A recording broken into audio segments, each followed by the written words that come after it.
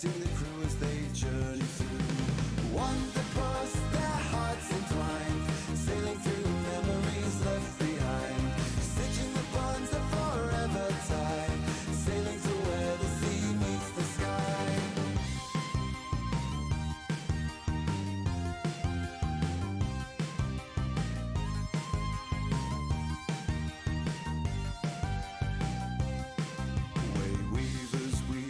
Tapestry grand, unraveling mysteries hand in hand, sailing the waves beyond the stars they soar, forever seeking more and more.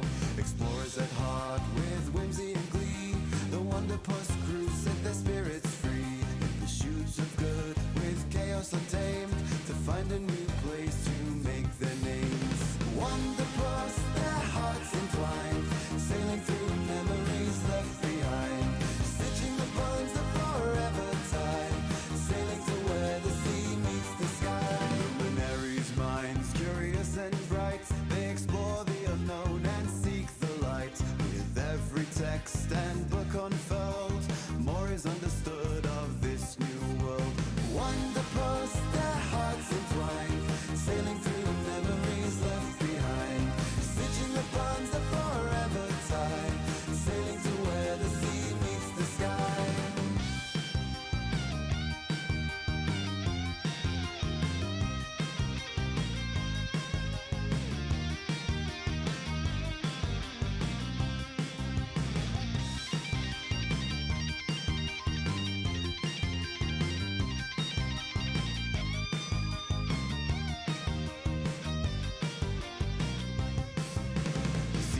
Steadfast against the tide, protecting the land they stand with pride, rising up from the city walls, keeping the rest safe through it all. Mysticians with their gift for spell, in the threads of magic they weave and dwell, observing the universe's hidden seams, propelling the crew to their hopes and dreams. Wanderpus, their hearts entwined, sailing through memories left behind, stitching the bonds that forever tie, sailing to where the sea meets the sky. Wanderpus, their hearts entwined, sailing through memories left behind, stitching the bonds that forever tie, sailing to where the sea meets the sky.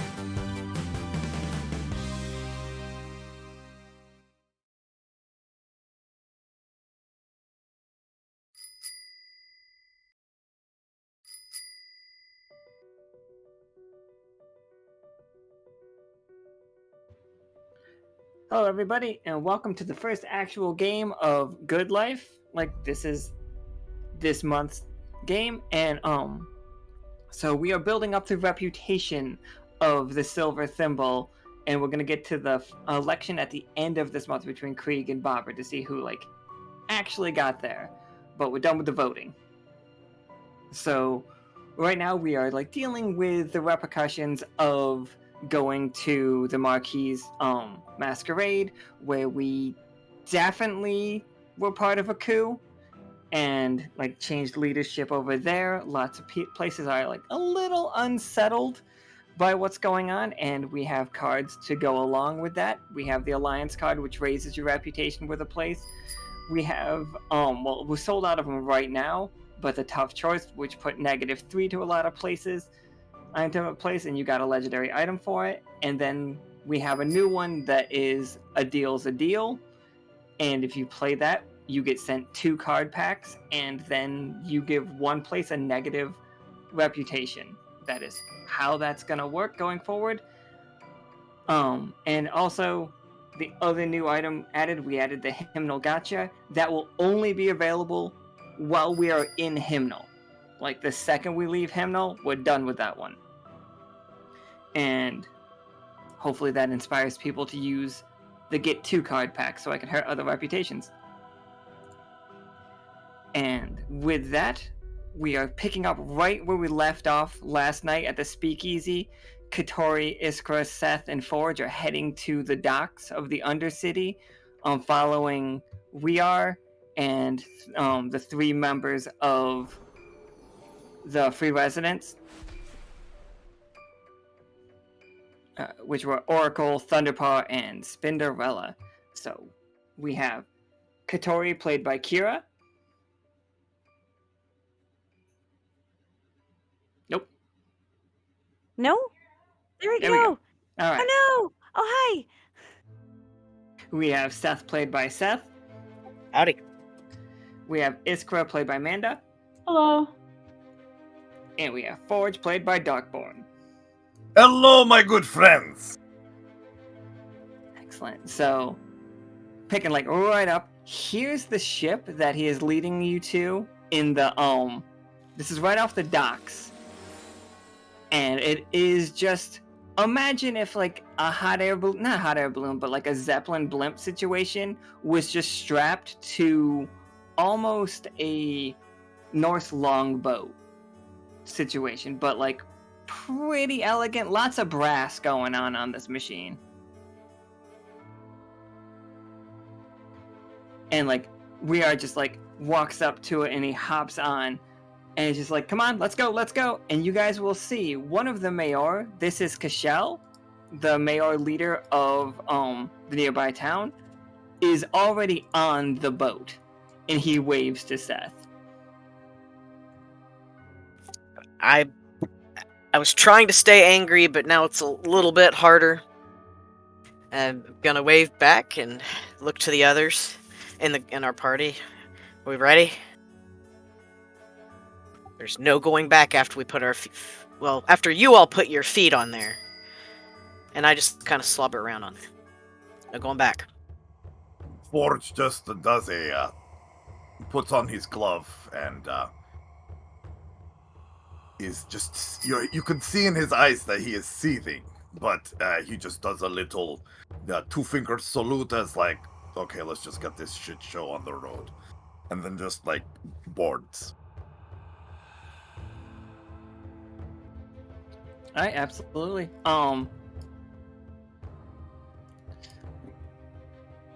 You guys can tell that the three members of the Free Residence Movement are just like, this isn't what we were promised, but it is our way in. Like, so Catori and Iskra, you two can pick up on the fact that they are having doubts about what's going on as well. I think Seth and Forge are both slightly blinded by their goals. So I guess Catori will turn around to, is the leader of this group Oracle? Yep, Oracle is the leader. Okay, she'll turn around to Oracle and she'll say, I don't like this idea either, but it seems like our only choice at the moment. Yeah, we got the shimmies on the ground out there too, so like we're already in it. Like they are set to detonate as soon as the sun fully sets. Yeah. I think we're damned if we do and damned if we don't, so we might as well follow through, get what we need, and get the fuck out. He raises his hand to you. He's just like, we promise no killing, but I don't know if we can trust him. And he like nods his head too. When he nods his head, he definitely hits Cashel and we are at the same time with that in that nod. Like with his horns? No, he like, he's gesturing in the direction. No, Oracle doesn't have horns. Oh, for some Oracle's reason. just a cat. Catori gives him a nod and says, best be on our way then. He's just, he's like, all right. He's like, we can trust you guys. We've worked with the Wander crew before. You guys are hella dancers. And he hops up in. Like, the Wander crew did free his daughter from jail. I want to state this going in. We are not doing this on behalf of the Wonder Crew. This is completely separate.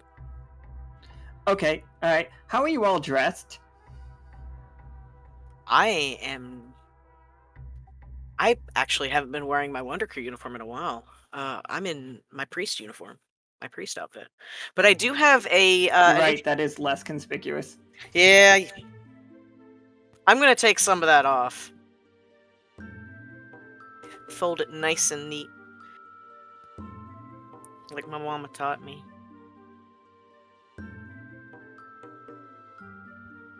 What are Iskra? What does Iskra sneaking around clothes look like? What is Iskra's? We're gonna rob a museum clothes. I guess it would be more like a cloak, but like that hits just the knees. It doesn't go to the ground. Okay, all right, I gotcha. Yeah. Is it like how gothy are we talking this cloak? Is it like a full like Oh no, it's Red more Riding like Hood cloak, or no, is more it? like forest nymph cloak. Oh, okay, I gotcha. Yeah, something I would have brought with me from home. Oh, nice. So like it'll arc lightning every once in a while, but like doesn't make you light up. Yeah. Love it. Catori, what's Catori sneak around clothes? She doesn't. Those don't exist for I her. love it. That's the best answer. She is wearing work overalls, sort of, and probably just like a white t-shirt. And of course her caber is always strapped to her back, so like never leave home without it. And she has her bottomless monster bag as well on her hip because snacks and protein shakes gotta have those. So never leave home without it. But other than that, she's pretty she's dressed to work in the shop, not to to go dig a hole somewhere. She's not dressed to impress at all or be sneaky. She's just here to show up and get shit done. Absolutely love it.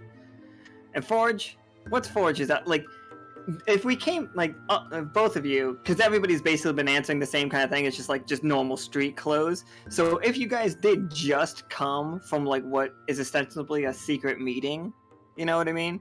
And then suddenly like on your way here, maybe had a second to swing by your apartment and grab a change of clothes. Okay. So like. Then that's appreciated. Definitely want to take off priest gear, sit in a corner, look at G-Man, who's probably maybe doing homework. I don't know. I let him do what he wants. Please watch these. If I don't come back, they're yours. I'm going to pick up a very specific staff with a snake head on it and a bag filled with some specific items, including scrolls. Don't know if I'll need it, but you can't be too prepared for something like this. Clothes-wise, just gonna wear black. Just black shirt. Black everything. Gonna be super cool like it's 2005. Black on black with a ski mask. That is my crook look. Run the Jewels are awesome, people. Listen to more Run the Jewels. Alright. For Forge, it was pretty much going to room, grab extra apron, extra gloves just in case, and supplies like scrolls, extra quills and parchment papers,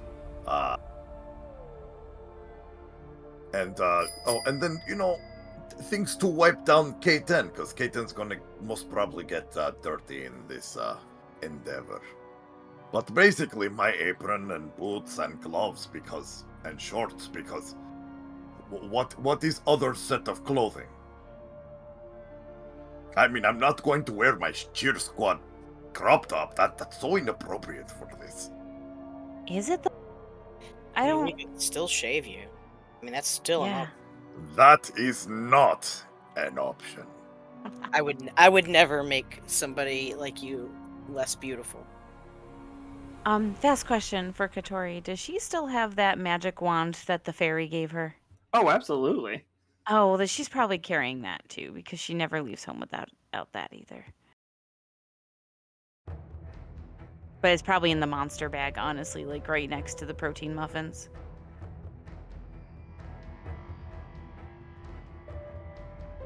So you guys all hop on this airship. And it is both a boat and an airship. Forge, can you roll me a 20-sider upon getting on this thing? As I'm pretty sure you're the only engineer. Actually, Iskra too. Oh, okay. Starting off strong with a nice 2. That was almost a 20. But don't you worry, Iskra's got it. Forge, this plate, everything around you is completely beyond. Like, it doesn't look anything like Hammerpaw's technology. It doesn't look anything like Dendroid's technology. You've never heard of this ship before, like this type of ship before in your entire life. It kind of feels like the balloon section of it has like a electric tinge to it, and you like shake your hand away. But Iskra, you're able to get your hand like right up on it, and you feel it that like this is trapped electricity, and it flies via static electricity. That's how this one moves around. That's awesome. So like, as you like put your hand up, we are just like, hey, whoa. I know Corinne are real strong with it. This is pretty balanced, and we need speed. I'm happy to let you guys to let you play with it in the future. And he gives you a wink, like he's just agreed to go on a date with you. Cute. He's just like, hey, come on, I'm just a little guy. I'm just a little guy. Yeah, I'm definitely going into this as like annoyed suspicion. So, yeah, I just kind of shrug it off and ignore him. He's just a little guy. I thank God that Josh is also in the chat saying he's just a little guy, because whenever I say he's just a little guy, I'm copying Josh's voice saying he's just a little guy. Yes, just a little guy that put a gun facing Catori. Yeah, just a little guy. It was just a little gun. And like he gets behind the wheel, and like the wheel is very we've all seen Treasure Planet, right? Yes. Okay. This ship is very Treasure Planet. Okay, just I'm so very... everybody knows. Instead of like solar, static. Is there a cyborg in the kitchen?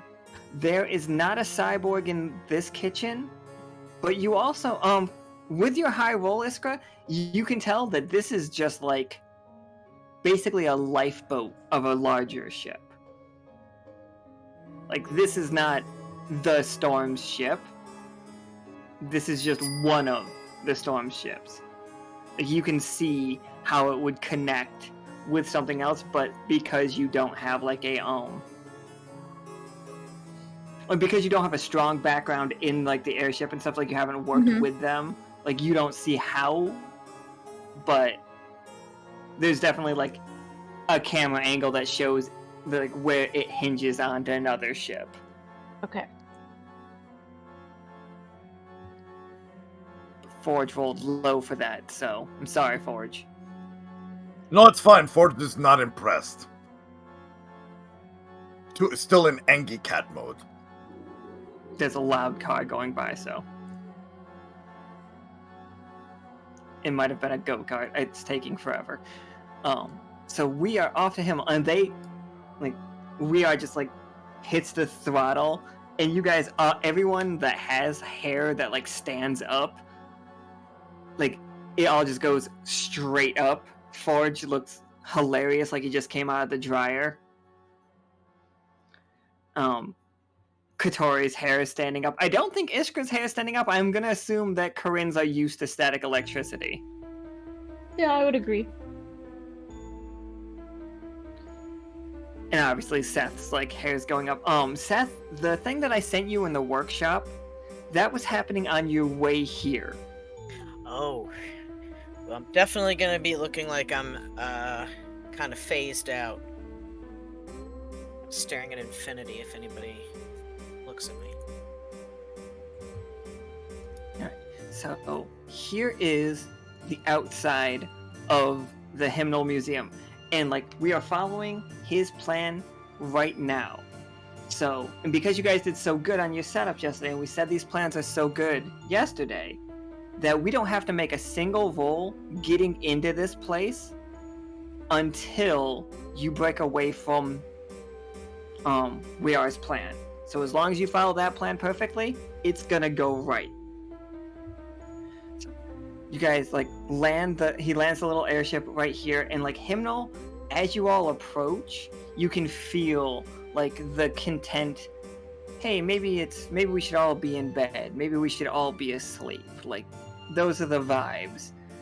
It's just like you do see some security guards like walking around the building, but for the most part, like it's not that they're like relaxed, but they are not on high alert or anything. They are just slowly patrolling around. And he's just, like, he like does the whisper, like puts his finger over his mouth and lands the airship. And then he's just like motions for you to come to follow him. And he's just like this is we are, and everybody gets out. Everybody else, I don't know, I'm not telling you, you guys are getting out. And like starts heading to the spot 1 on the map of his plan, which is, as Lurid and Vatna called out, we are blowing a hole in this building. So the no break one might be hard to keep unless you guys can think of a different way, but that is changing the plan, and you guys would have to make a roll for it.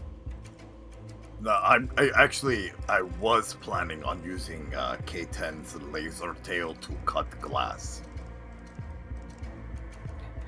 So you show up to this spot in it, and Riar is just like running ahead of everybody, and you see 3 cat people, and they are dressed pretty much in the same style as Happenstance, and the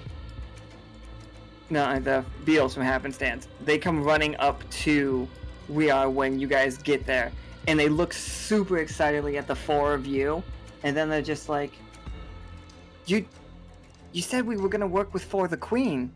You said that you were going to go get For the Queen. Like, we signed on because like we had For the Queen. And Riar just like walks past them to inspect the bomb that they set up, and he's just like, I said a lot of things. How are we going? So you guys can see that there are 3 very small cat people. 3 feet tall is as tall as they get. These are the shimmies. We got Ya, Yam, and Yay. And they are your demolitions experts for this game. Who's the one in the blue and yellow? The blue and yellow is, I believe that one is Yam. Let me check real quick. Yep, this is Yam, this is Yay, this is Ya. Okay. Is it Ya with a J? It's Ya, W-A. I'm sorry, W. Y-A, Y-A-Y, Y-A-M. Well, Catori just wants to hug Yam, so... Yam feels like, right now, a little, like, vulnerable, so Yam would like a hug. Come here, my fellow. Oh, it's like, oh, okay. It's like, I'm sorry, I didn't, like, I'm sure any help is, like, the help that we need. I was expecting to meet Leo, because, like, I'm a huge fan, and he, like, he opens his shirt, and opens his jacket, and you see him wearing a shirt that just says For the Queen, with the number 4, and a crown on it. Leo's one of my bosses. I can give him a message if you'd like. Just like, I thought, I wanted to meet him on a job. Hey, give me your info. Professional. It's like that. I'm not carrying a business card today. We're robbing a museum. Yeah, that's wise. You don't. We're professionals. I'm sorry you're disappointed, but come here and give me a hug. I do. And I'll give you this. I'm gonna give you this protein muffin, and we're gonna be. What protein? I don't fucking know. Make it up. I don't know. Is it? It's delicious kind. That's what. Is it just basically a piece of onigiri instead of a muffin? It's got like tuna in it. Hey, it could if that's cause cat. Oh yes, that's exactly what it. Yes, I plan wrong. He looks at you, he's just like, I love jelly donuts. That's a Pokemon joke. Oh God.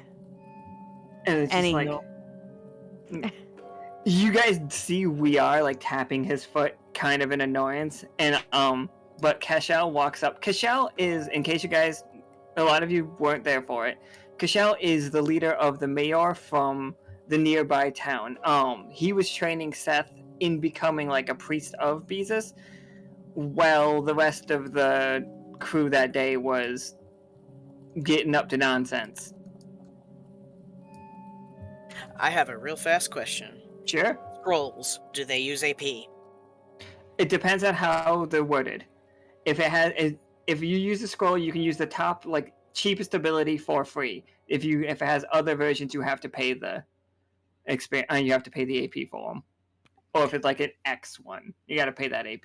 Because I was curious, I wanted to cast Nature's Watch, but it doesn't. It just says AP3 and tells you to choose 2 different options. I wasn't going to cast that until I knew.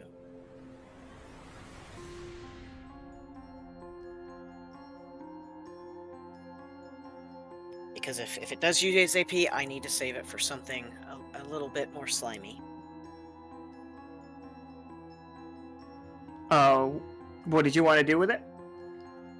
If I'm able to cast this without using AP, I wanted to use Real Sight and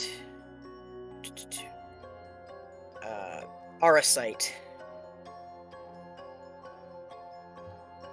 Sure. Roll me. Go ahead and play the card and roll me a 20-sider.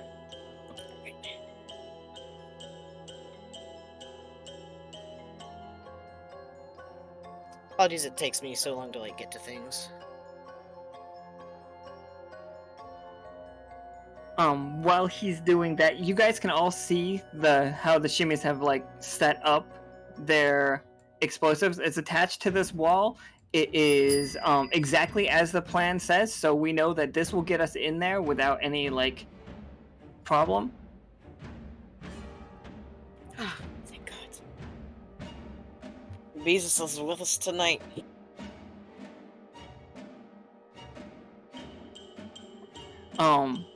So yeah, we know that we can get in there without a single problem, as long as like they blow the hole in the wall. But them blowing the hole in the wall breaks your nothing breaks bounty.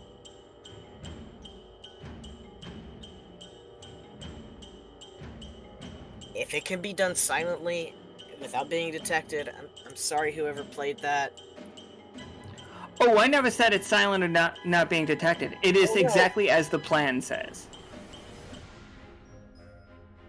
Like, this will work. So maybe we should ask what the plan says, because I know that Forge and Catori know what the plan says, but what does the plan say?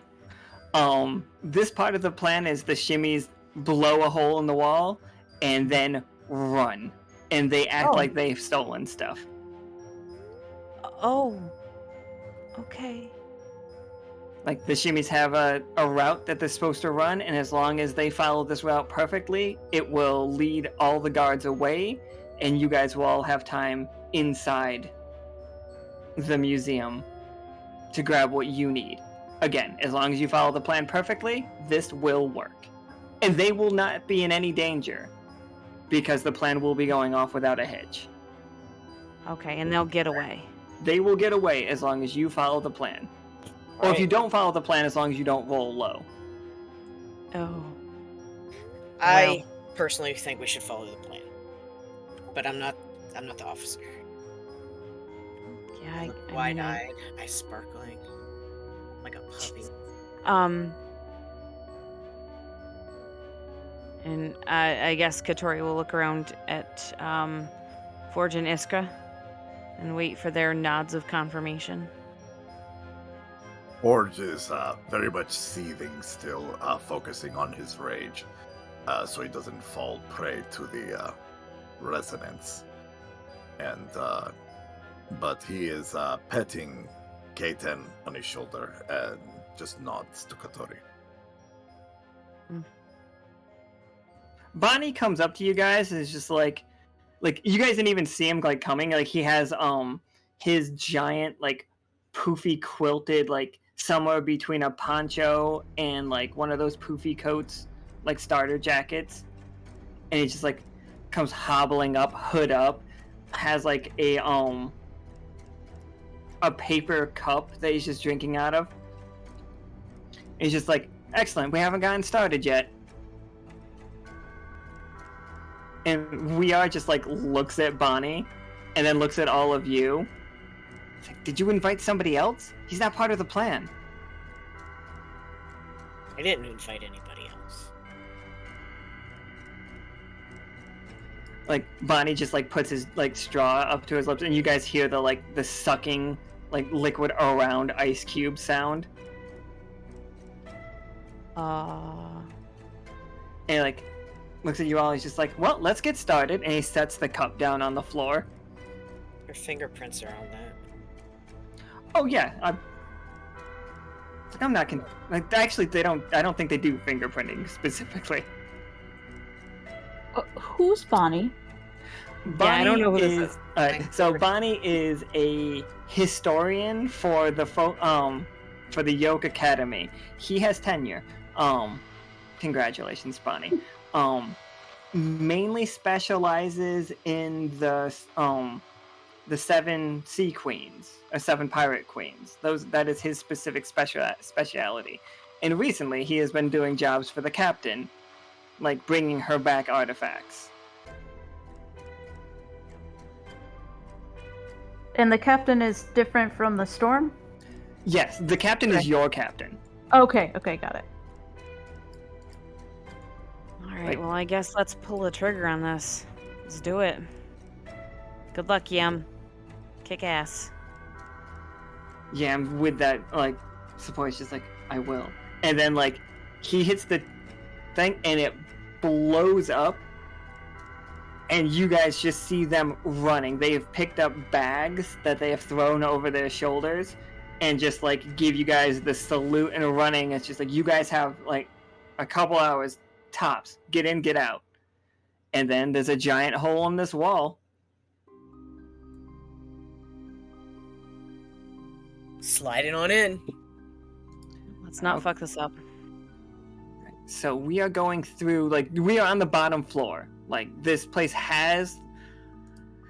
there's many different parts with many different floors, but, so We Are's guide says that this is the first place we go. Let me get the other, the rest of the free resonance movement are out there running, as well, like, Oracle, Spinderella, and, Thunderpaws are all outside. Like, they are the distraction. But Bonnie and Cashel are both in here with you guys. So this is the first room that you guys get in. I need everybody to make me a 20-sider roll, please. Nice. Cool. Oh shit, Iskra's got it. I'm getting it bad too. Oh, did I? I didn't read No. it. Okay, no. Okay, yeah, 15. Okay, all right. And Seth is a 2. All right. So you guys all Play to reroll. Okay. Let me know if I play too many things that make you mad. And I won't be mad. Go for it. A little better. Okay. So you guys all get in and you feel the uncomfortable resonance and as it's like pinning you down. And everybody feels it, and like you guys each slump a little bit from it. Like not enough to like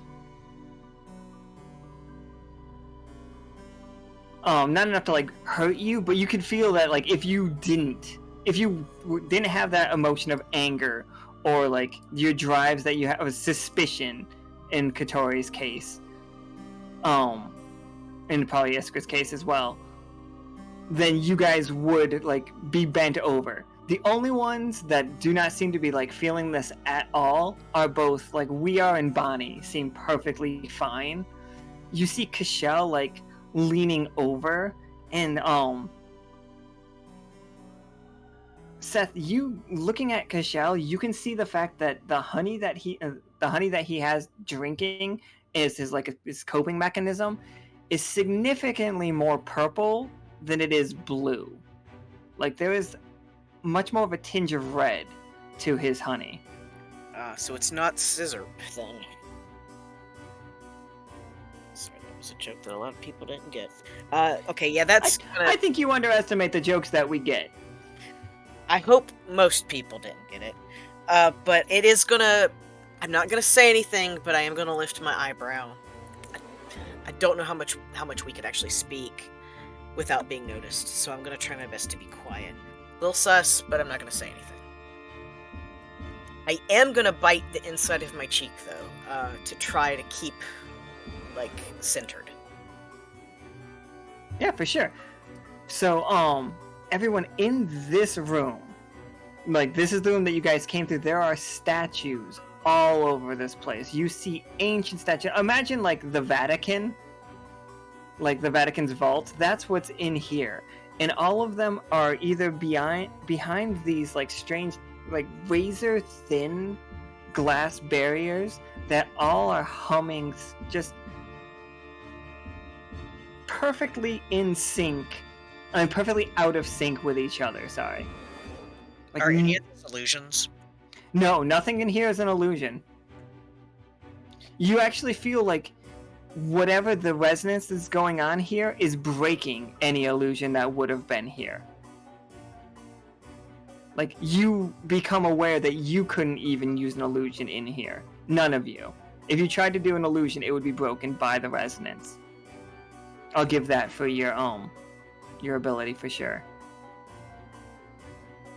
But many of these things, aura-wise, are like almost disgusting, Seth. Like some of these statues, like, look like a pile of rotten meat as their aura. Like repulsive, like absolutely disgusting. I think Forge, some of the architecture to like some of these statues like look like they may have been built, if not by Hammerpaw, but somewhere in the Dendroid like location, like ancient though, like rusted scraps, like skeletons of people that like have an indeterminate amount of limbs. Some of this looks like it might have been armor worn, but there's like a helmet that looks like it would like clamp onto your skull, and it would definitely break your skull if you put that on. I look at these, what looks like to Forge as a torture device, and it just makes him seethe even further. It's like, we are just like walks up to you guys like at what you're looking at, and he's just like, yeah, they got some sick stuff in here. It's just like, it's a bit of, pride of any of the crew to say that you got in here, took something. So today's my job, and you're all in luck because you get my help getting whatever you want out of this. How loud is he being? He's talking in a normal voice.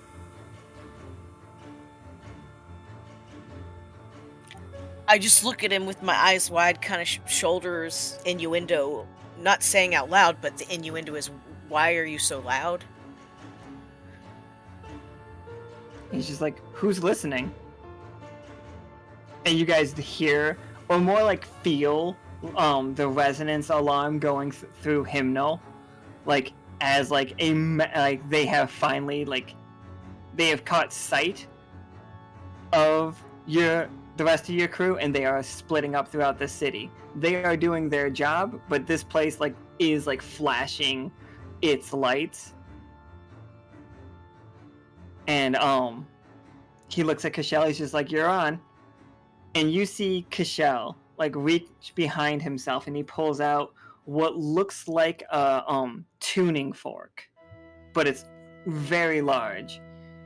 And he sets it on the grass floor, and he's just like, he spends a good moment, and then he strikes it, and it starts going through the building and turns off the alarm and the security system inside.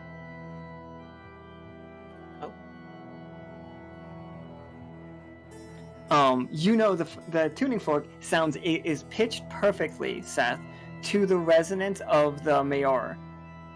It's that peaceful song that plays when you hang out with Willoughby and them. He is using that to turn off this resonance.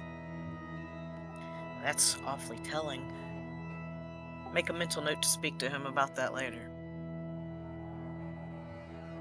Alright, so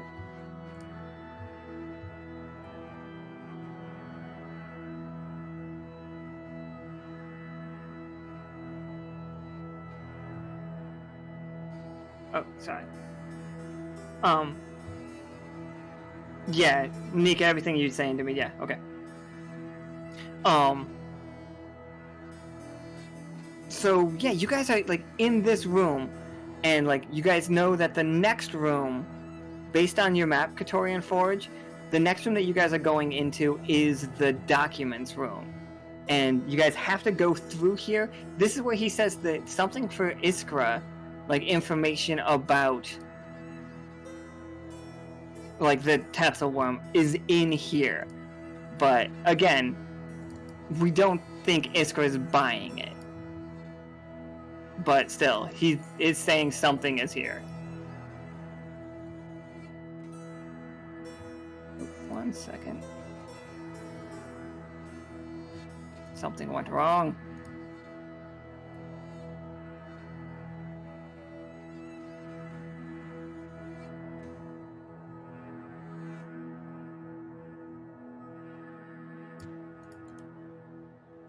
Sorry.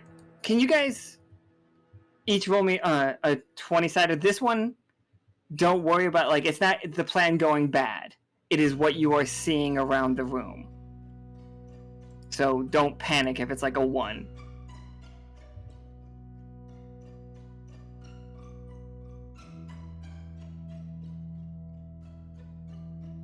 I'm sorry, we're all rolling for... Yep.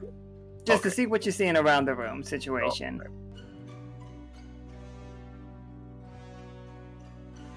Tori may have seen, yeah.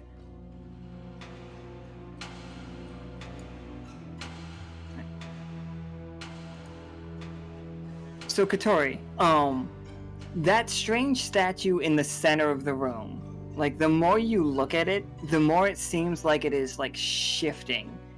It appears to have been made of stone, but the closer you get, the more, like, flesh-like the stone appears, almost like it has a little give to it. And, like, upon closer inspection, it almost looks like it might be sweating. That's disgusting. Like, this stone is to, like, it's just like the history of your people has told stories about this type of thing. Like, they are strange towers that, like, the more that people pray to, like, a concept, it would become real. And this is, like, the concept of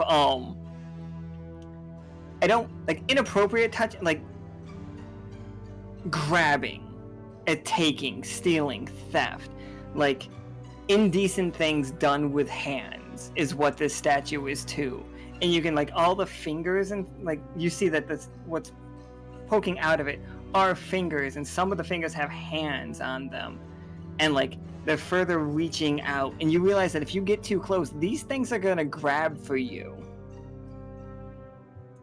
And like, the most pleasant thing that they'll do to you is steal from you, but these things want to hurt you. Yeah, don't get near that, y'all. Like, don't. Duly noted. Please. Did this work? That should have worked. Let me just download. Okay, so we're going into the next room, and this again sticking perfectly to plan, as long as, like, you guys don't try to, like, reach out and touch anything, as long as you guys don't try to, like, take anything from there. This is still going pretty well. And here we are in the next room. In this room, these are all ancient texts, like, on, like, some weird paper. There's definitely text, like, written on, like, creatures' skins, you know what I mean? And, like, stretched out to, like, be able to be read.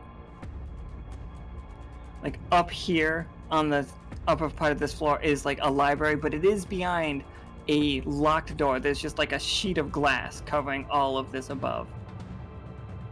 But we are just, like, twirls his little key ring and tosses Iskra a key. And he's just like, have at. Also, there's a absolutely giant, might be overselling it, but there is a large printing press made of like old metals, and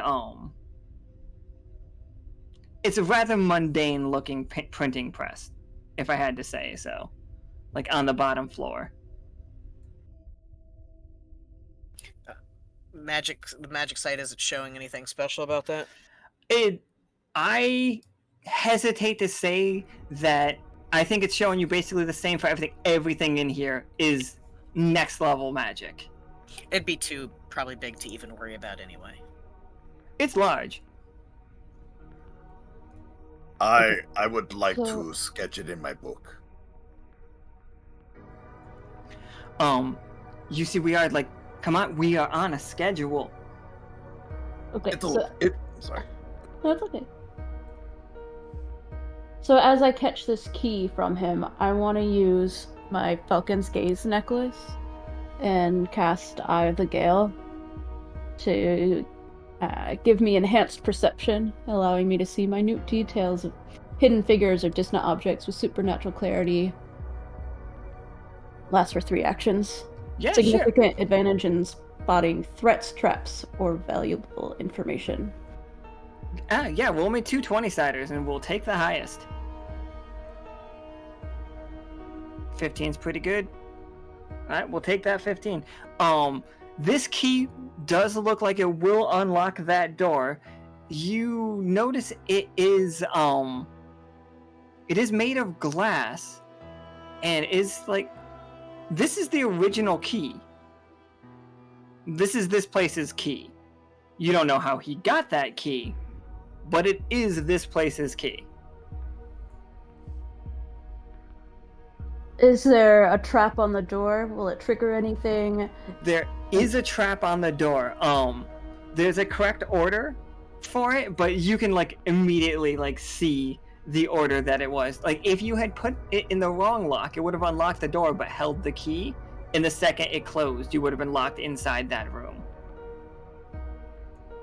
Okay, but I know which keyhole is the right key. Yep, you know exactly which keyhole is the right key.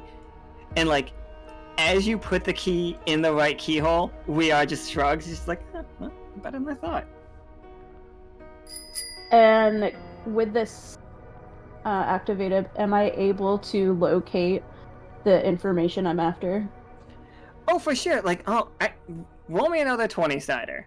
It's actually 2 20-siders again. This is the same thing. 17's good. 17's good. You do find, like, you see the, like, layout of the books, and you can, like, it's like, okay, they organize them incredibly well. And it's just, like, you're, like, doing it alphabetically, and it's, like, there's no mention of the Tatzelworm here at all. And there's a book on worms, but it doesn't mention the Tatzelworm other than, like, some say that these creatures are a spin-off of that. Listen, little guy, I was promised information that I didn't have. What is this? I thought that'd be, like, I must have got the wrong information here, like, but I'm just a little guy. We've got just a little time. We are so behind. You just take whatever you'd like. Just grab one. I'm sure one is as good as any of them, right? Not when what I was promised was significantly more than what we're getting. Well, look, I'm sure we can, like, we'll split the difference. It's just like, we'll find you something else. Is that okay? None of this is okay. We might be able to squeeze it in, and he's just like taps his watch again. He's like, tick-tock. Let's strike one, little guy. No. I throw the book down to Catori and ask her to do the finger thing. Oh, that's gonna take as long as reading the book does. Does it really? Yep. Oh, just kidding. It's about the same speed as reading. Like, you don't get speed reader, you just don't have to look at it. Oh, okay. Never mind. Beeromancers that have the speed reading ability can like double up on it though, so they can read a book basically just by touching it. Okay, got it. Which is my dream superpower, like as a human being. It's a good so. superpower. Ah. And like I would also want a photographic memory though, or like endemic memory, whichever it is that you remember everything. Literally, yeah. Yes. That is a mood. Fine. I'll throw the book down to Catori. Will you put this in your bag? We'll read it later. Sure thing, and in the monster pack it goes. Bonnie looks at the bag. That's a nice bag. Like, we are jumps again. He's just like, where are you coming from? He's just like, let's go, tick-tock. Forge, if you want to sketch the printing press, it will take, you do gotta roll for it. Well, To see if you throw the timing off. Well, what I was doing was doing a little, like, not exact sketch, just a summation of it. So it was basically happening at the same time as she was going in and Okay. and all that. Yeah, I'm saying endemic is what I'm not trying to say endemic, that's just the word that keeps coming out.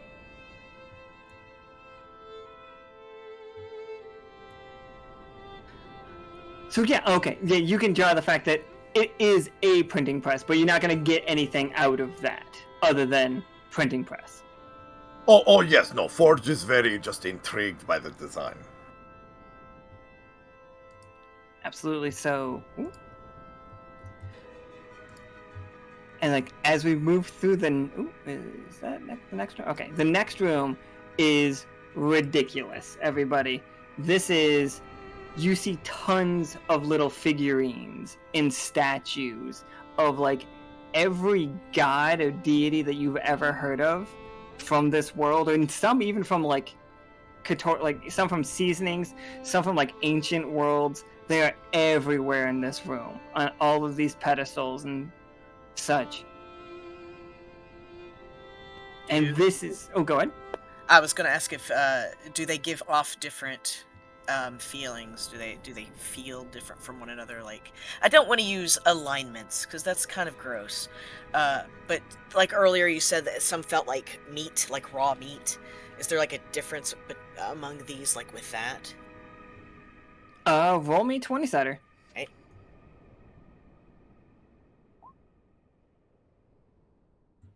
Yeah, they're all like vaguely different, like versions of. Bad is the wrong word, but they don't feel good. Like, you know what I mean? Like, none of them are like cheerful or happy. Like, they do feel like dampened, for whatever Cashel is doing in the main room. Like, he feels like he is like plugging things. Catori, like, this place feels like really anomalous, like, to you, as you like look over many of the statues, and like some of them are just definitely like little dolls or like ancient, well, basically fertility statues kind of thing. You see one that is about like the size of what we would consider like a web ball, like about that size. That's definitely a fertility statue, like from our world, with giant rabbit ears and absolutely ridiculous horns, like antlers that wrap around the ears and like branch out like a tree with like a beautiful silver inlay. And like that one is just like looking at you. You feel it looking at you. Whatever's in it is just like promising you like that it could help. No.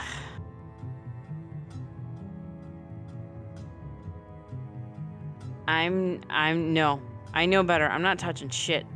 This room, no, I ain't touching shit. I want to touch it, but I'm not gonna touch shit. How much of Iskra's magic is like sensing the room? Give me a 20-sider.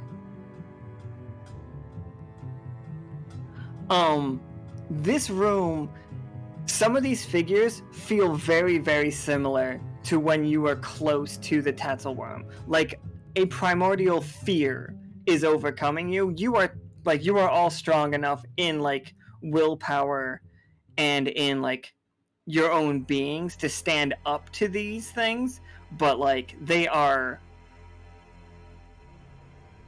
some of these things are like way scarier than they should be for the size that they are.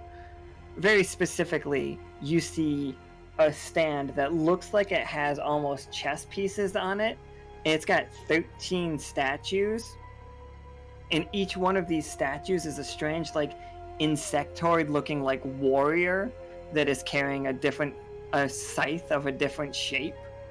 Some of them look like glaives, some of them look like your standard like farming scythes, but then there's a big spot above it for like what would be considered like an Emmy sized statue, but that spot's blank.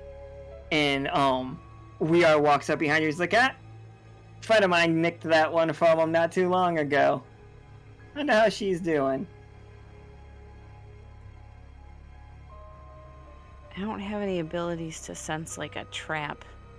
I mean, is my is Eye of Gale still active, or did I use all 3 actions? Oh yeah, sure, it's still active. What we can like, what do you want to look around the room for? Are you looking for something specific? I mean,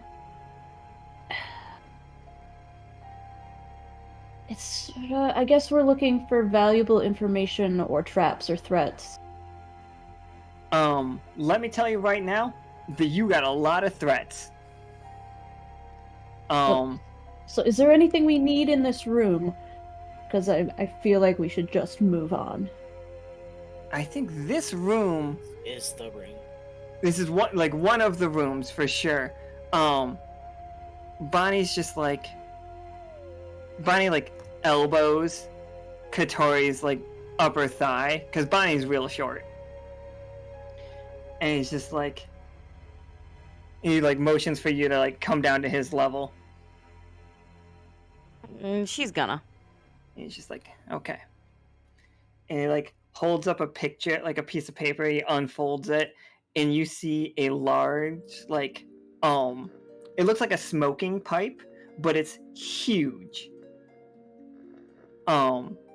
He puts like the picture, and it's just like, okay, so we're looking for something like this. And it's just like, I think it's in this room, but it's just like, and while like We Are, it's just like, We Are says, found it, and We Are heads over towards the heart of the storm that he has found in this room. Oh, fuck. And he's just like, well, he's looking the other way. We need to find this. Captain's orders. All right, well.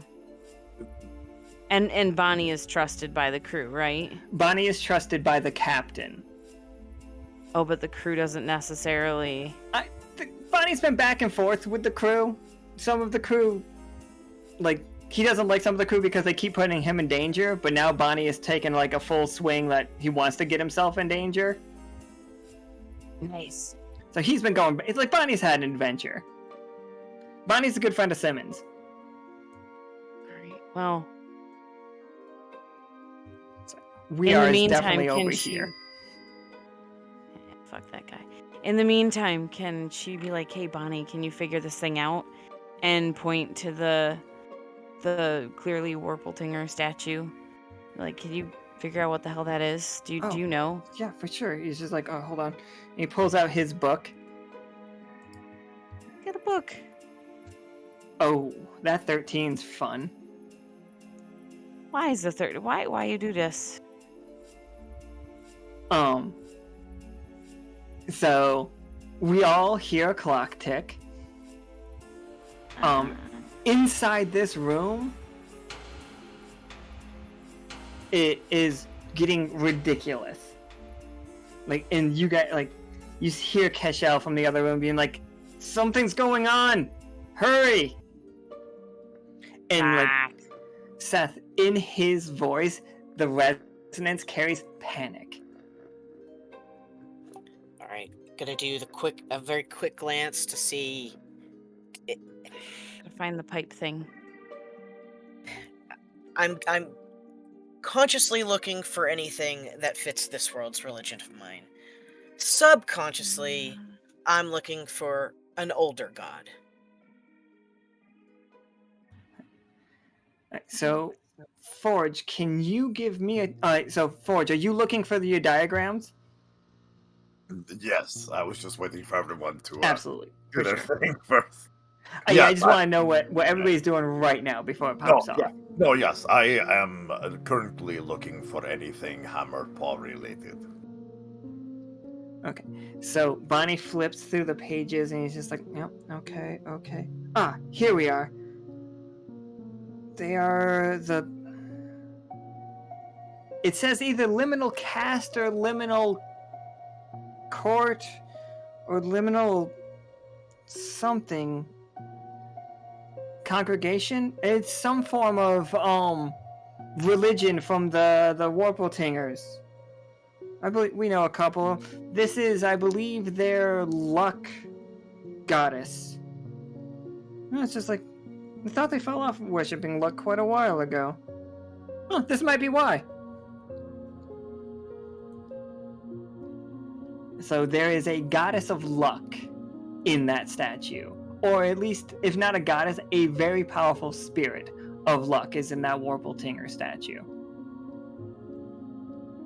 Okay. How do I go about finding this pipe then? Give me a 20-sider. Oh, that's how we do this. Okay. We are off plan. Fuck. Okay. Absolutely. Yeah, you find it. It is in a box, and it's one of the few wooden boxes in this room. Most of it is glass, so you could see through it. But as you open the top of it, and it feels like it was locked, but something about Catori just managed to unlock it, kind of just like you were meant to find it situation. Like 1 second you're shaking the lock, and the next second that lock is just falling off. Okay, got it. Does Bonnie want it? Does Bonnie want me to carry it? Bonnie would love to hold it, but it is huge. You see that this is it is about the length of your caber. Oh shit. But one of the ends of it is just a giant bowl to smoke out of. Nice. All right, so I guess in the monster bag it goes. It has intricate carvings along the side of it. You can read it the same way that you could read your cabers. How that's a story. This is the story of the Sea Devil. From beginning to end, you see the last bit of it is the Sea Devil's ship being ambushed, and then it stopped until when you opened it, you start seeing along the edge of it, the story starts going again. It is being carved into it now. The second you let the air touch it, it is picking up where it left off. So that's fun. Bonnie's excellent. And Riaz just turns and looks at you, and he's just like, "What are you doing?" And Forge, right then, you see a small, what looks like a mannequin, but it is clearly a mock-up of a humanoid-esque, in shape, but many feline leans to it. Statuette, and it is made of ancient materials, but you recognize the craftsmanship. You can see how K10, how you got to making K10, which is a little robot cat for everybody, not strictly robot, but still, in case you guys were wondering. And you can see how you got there based on this. But I will warn you, this is what you're after, but it feels kind of skeevy. Ugh. It's got the bad vibes to it, is what you're saying. it's got bad vibes. Oh, so there's no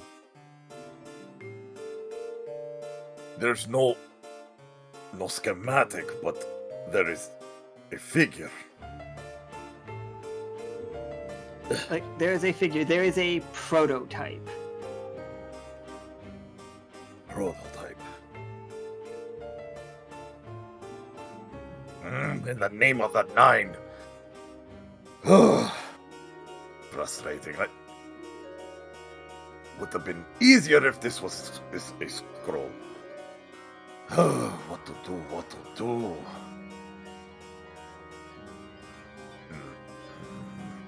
So I think for a moment, and then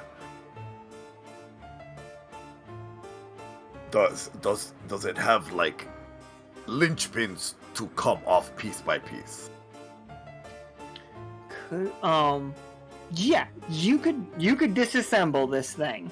Like you could see how you would disassemble it. It will take a little extra time. Or you could grab it. Like I think it's about the size of I don't know, it's about like 2 feet tall. Is how I'm picturing it. That will fit in my sack properly. Yes. Yeah. That'll fit in the sack. I will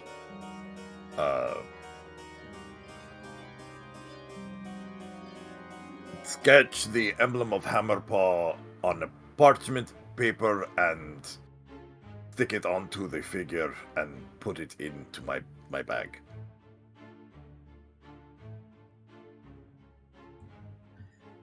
For sure. Let me roll for.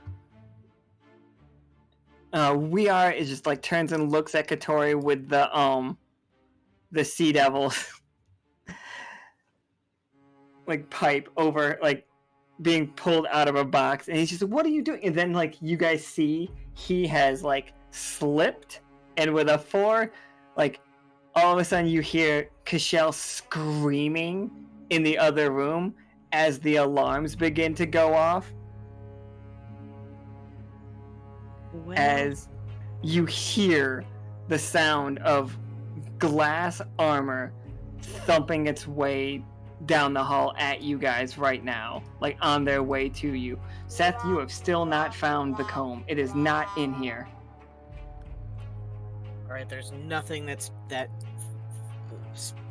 mentally, emotionally, or spiritually speaks to me in this room at all. I mean, the Wasmodius thing is pretty nasty. The 13 scythes, those are pretty scary. Yeah, that's gross. I won't touch that. But while others are looking at things that are important to them, I think I might need to take care of what's heading its way here. Oh yeah, you guys got time to go to the next room. Like you don't have, like you could stand and fight if you want to, but like you guys do have like time to keep going. If it's up to you guys. All right, if we have time to keep going. I vote Yeah. to stick to the plan and move on to the next room. Yep. Okay. Can I ask one question? Absolutely. As we exit this room, am I walking past the Warbletinger statue again? Oh, for sure. What if like it just accidentally fell into my monster bag with like a little hand motion? All right, flip me a coin. 1 is a 1, 2 is a 20. Oh, I don't know how to do that. How do I do Just that? roll 1d2. Okay. Roll 1d2. 2, not 20. Did it work? Oh, it did. We got a 1, everybody. Oh shit, what did I do? What's that? Oh, that's fine too. But we're keeping that 1. Like it goes into your bag. Catori, like Oh. you hear this building begin to crack. Oh fuck. Like with a 1. But we can't change a 1 as it's a 1. No. Yeah. So the Warbling Elect statue like will allow you to just you can function in 1s and 20s if you want to, like in that space. You either have the best luck or the worst luck, and that is what the statue is. Oh, that sounds like so much fun, though. I think with your worst luck, like Bonnie's just like, oh, that might be why. This is some, and you hear the glass dome above you cracking and popping, and it's just like, and We Are just looks up. He's just like, that's not supposed to do that.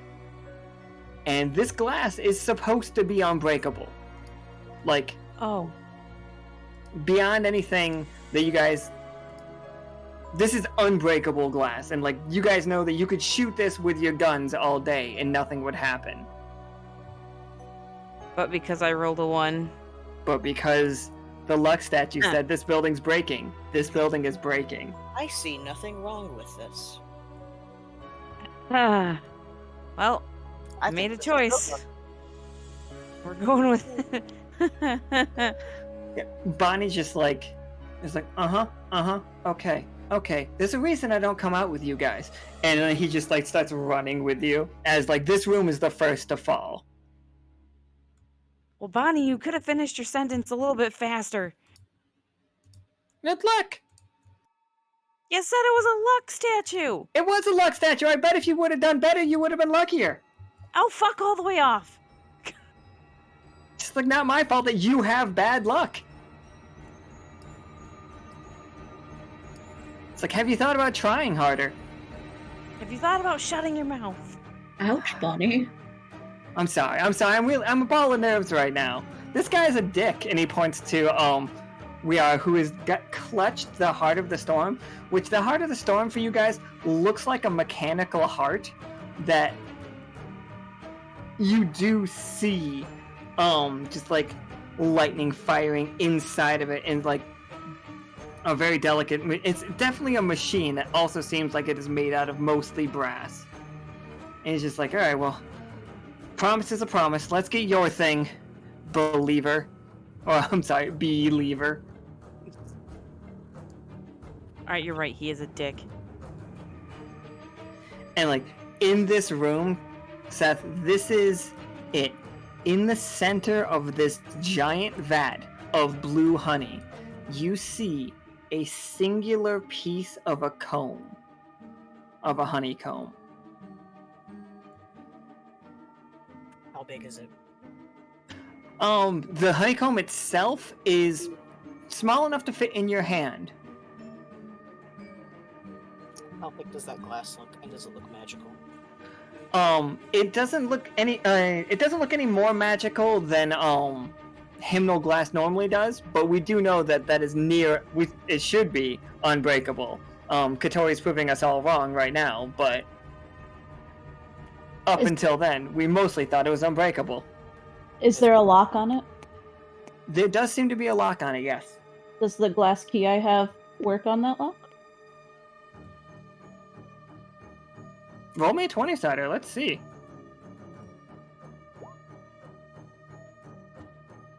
Alright, tough choice. You can make it work, but it's gonna cost you something. Like, What do you want to do, Seth? Sorry, I was muted. I played the. I wanted to raise the roll. Sorry. Oh sure. So we raised. How did Forge? How did you change this key? How did you make this key fit perfectly? I used the tail of K10 to etch it a little bit better. Now that key looks exactly like the bottom of your tea leaf did. Of your tea. You've made that key match what you saw at the bottom of your cup. Oh. This... Catori, this is the key I saw. Wow, that's amazing. Good job. Catori, giant pipe, fertility statue. Listen. Thank you. I hate to... Despite the kindness, I really appreciate it. We're in a little bit of a rush. I'm so sorry, but I really, really thank you. Can we see if that works? Yeah, it'll work. So it opens the bottom of it, and like the honey just slooshes out, everyone. And it's gonna cover the floor in sticky honey. Oh, gross. Sticky. So sticky, and like blue honey is more savory than it is sweet. So This is how you get ants, though. this is how you get savory ants. We're gonna ask Valentina about what a savory ant is. That's how you get salty ants. But as you guys are like, it hasn't emptied yet. Like as it is slowly unemptying, you guys hear the footsteps approach this room, and as soon as they hit this room, the sound makes a different sound because we are now stepping on honey instead of glass. And Paladin Chad and Paladin Thad have arrived. Are they considered bosses or minions? Probably closer to bosses. Ah, damn. Yeah, the Paladin, like the normal security guards, minions, these guys are definitely bosses. They are wearing, it doesn't really look it in the pictures, but this is completely glass, their armor. And they are resonating with a sense of authority. And they both have, like, in one hand a giant sword, and in the other hand what looks like a auto crossbow that would fire like needle thin, like needle sized bullets, like basically a needler. I'm gonna grab the comb as quickly as I possibly can.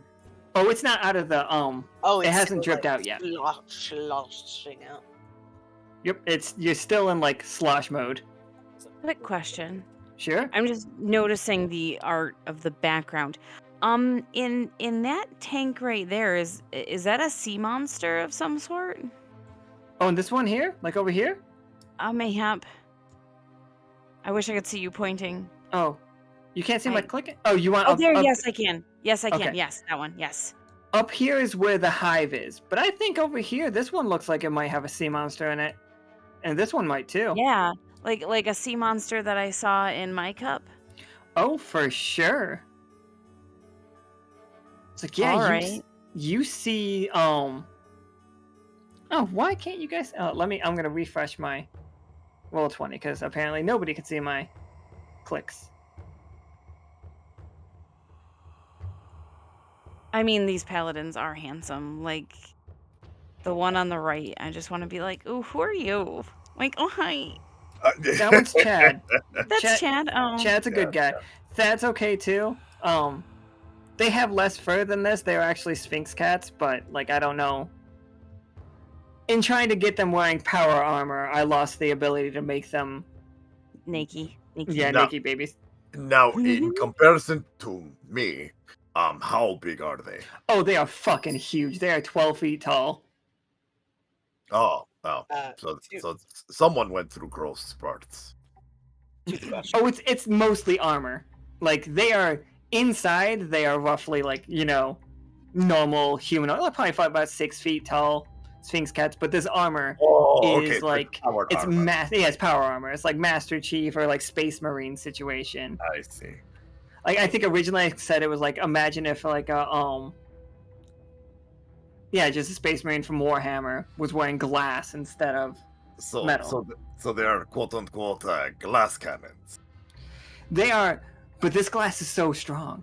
But yeah, I think like their unit is probably called the glass cannons. I see. But it means a different thing. It means the indestructible weapons. Two things. I played a trip up. Not sure if it's gonna work because they're considered bosses. But is there any metal at all in their armor, or is it pure like crystalline? It's all glass. All right. I don't know if it's gonna be possible, but I'm gonna take a second while we wait for this to slosh out. Really concentrate and and kind of tune in spiritually to see if there's physically any way for me to replicate that sound that was made by that tuning fork earlier. That's just a straight up roll. Yeah. I mean, you can try, but like, what are you trying to resonate with? With my antlers. My teeth humming, heading up towards the chitin in my antlers. Just real quick, like you're gonna have I'm gonna have you roll 2 and take the lower because you are standing in the honey, which does not allow the resonance to reach the glass that on below you. Okay, all right, understood. I mean, you can But, like, definitely what do about- that for sure. It's just like it's gonna be harder. Understood. What about the glass around us, though? Like, doesn't that still qualify as? Oh yeah, we could try to get some of the pillars. Yeah, let's I'm gonna try to break a few things. Since I can't reach them quite as easily, let's make a distraction. Good luck to the Can you others. bust out my fishy man. I'm gonna bust out a fishy man. All right. Still like me to roll 2. Yeah, roll 2. Take me that lowest. Just confirming, Chad and Thad want to stop us. Oh, Chad and Thad definitely want to stop you. Okay. All right, so your tough choice, Seth, is like you can get the resonance right, but it's a little bit too powerful. Oh shit. Like, I accept that. all right. So like, the room starts breaking. Like, the creature. What's the sea serpent in there? What is it, Catori? I feel like it's like Nussie's brother. Okay, I want yeah. it to be like. I'm absolutely relation. on board with that, but like, Okay. is this like, because in here we have realized that they are mostly trapping vile gods, or at least very dangerous gods, like that goddess of luck that you have in your bag, which is Right. hilarious sentence to say, is incredibly dangerous because her whims are 1 or 20. So like, you pray to her, you can either be the most successful person in the world and then suddenly lose everything. So an entire culture that has the ability of 1s or 20s is incredibly dangerous. Yeah. So like, if Nussi is your protection spirit, what is if like your protection deity, what's this one? And why did they lock it away? Okay. Maybe this is the spirit of like war. And maybe they locked him away because he's too powerful?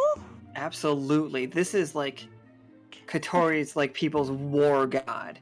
And that Okay. makes so much sense with this room. As the honey sloshes out, like, Seth, you finally get a really good vision and like eyesight of that hive, as it has a singular one of the cells of the hexagon hive is full in, and it looks like there's a larva, a queen larva, resting in that. Like, but it is resting not in blue honey, but in red honey.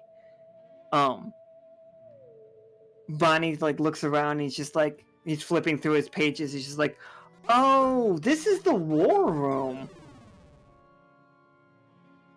And like, as like your Leviathan comes bursting out of his thing, it begins to grow massive, and it's sloshing around on this honey, and like, also like the room is now full of water as well, as it seems like there was way more water held in there, and this thing is growing exponentially as it like breaks out. I'm trying to get a token for it right now. I did not notice, but somebody plated ripped like Jesus. Yeah. You beefcake. I will. Oh, now I'm sad this brand new shirt I've got, it's not got any sleeves on it. I am going to physically force my way to grab that larva. I don't care how much that glass cuts me. I don't care how much it hurts. I don't care if I lose a tentacle. I will get that. This isn't the best token, but it's the token I have, so. This thing is like wrapping itself around Thad right now. Like, and you see him like trying to fight it off, but this thing keeps growing and growing and growing and has him like wrapped up. And like Chad goes over to swing his sword, but then you see him like slip in the honey, and like he's trying to catch himself and just runs and tries to like impale it. But these two are actively fighting Catori's god of war right now. And like we are just like watching, is like, well, grab what you need. And like you see him get like, your shit and get out. Sorry, sexy kitties. We're running. did you hear that, Thad? She thinks we're sexy. You're Just super kill the hot. fucking serpent. Listen, I know that they are good looking, but this is not the time. I mean, every time's their time if you have the right motivation. And she kind of grabs Bonnie and she's like, Seth, get it together. Let's go. She's like, Thad, the big one thinks we're hot too. As like socking it in the face. She's like, yes, Thad, we're very yes, Chad, we're very sexy. I understand that. And it's just like everybody loves a man in uniform. As they are like, I'm gonna roll for them to fight your god, Catori, but I don't think it's gonna end well for them. No, it didn't. Aw, and they could have been so dateable. Oh, I don't think they're dead. I just don't think this is going well for them. Yeah, they're not gonna like me after this. Like the date will go poorly. They will not call me back. They won't even pay. Like, it's not gonna go well. Alright, so at this point, you see we are like reaches behind him and he pulls out what it looks like 8 strips of dynamite stuck together. It's just like, are we ready to get out of here? Was Seth successful in getting his stuff? Seth, as you reach through and grab that comb, like you pull it down, and the last bit of it flushes you and just Seth back into the other room real fast. So Seth, you are alone in here. As like some of it's getting covered in the honey, some of it's getting covered in water. It's well, and you are holding the comb and you feel it. The resonance of this like hive is like you are currently in your head feeling what a bee's song of war is. That is what's coming out of this item. Like you see into it, and you are looking at the Red Queen. Like if like she's a part of the bees' story, but she only like that pantheon. She exists for one thing. When the hive needs protection, a Red Queen is born, and they waylay all the hive's enemies. And like you realize if you take this outside of this building, and this building is cracking right now, like the only thing keeping the Red Queen from the world is Hymnal, like keeping it in here. Now, you got a vision from Beezus that the ants are marching on the bee village. Like we've seen small pockets of the Beezus people. There is a city, a giant city. It's a giant hive, everyone. It's massive. There are people wandering around it on the outskirts of it that wear full like wicker beehive outfits. And then they help cultivate the resonance down there. You know that now. Beezus has told you this through resonance, Seth. Now here's your tough choice. You can take this item out and set the bees on a path to war. And that is what Beezus has asked you to do with your Oracle card. Is set free the Red Queen. Or secondly, you can take her out and try to... Control's the wrong word, but calm her down. But Beezus will be mad at you. What do you want to do? This is the hardest decision any GM has ever given me in my 20 years of playing.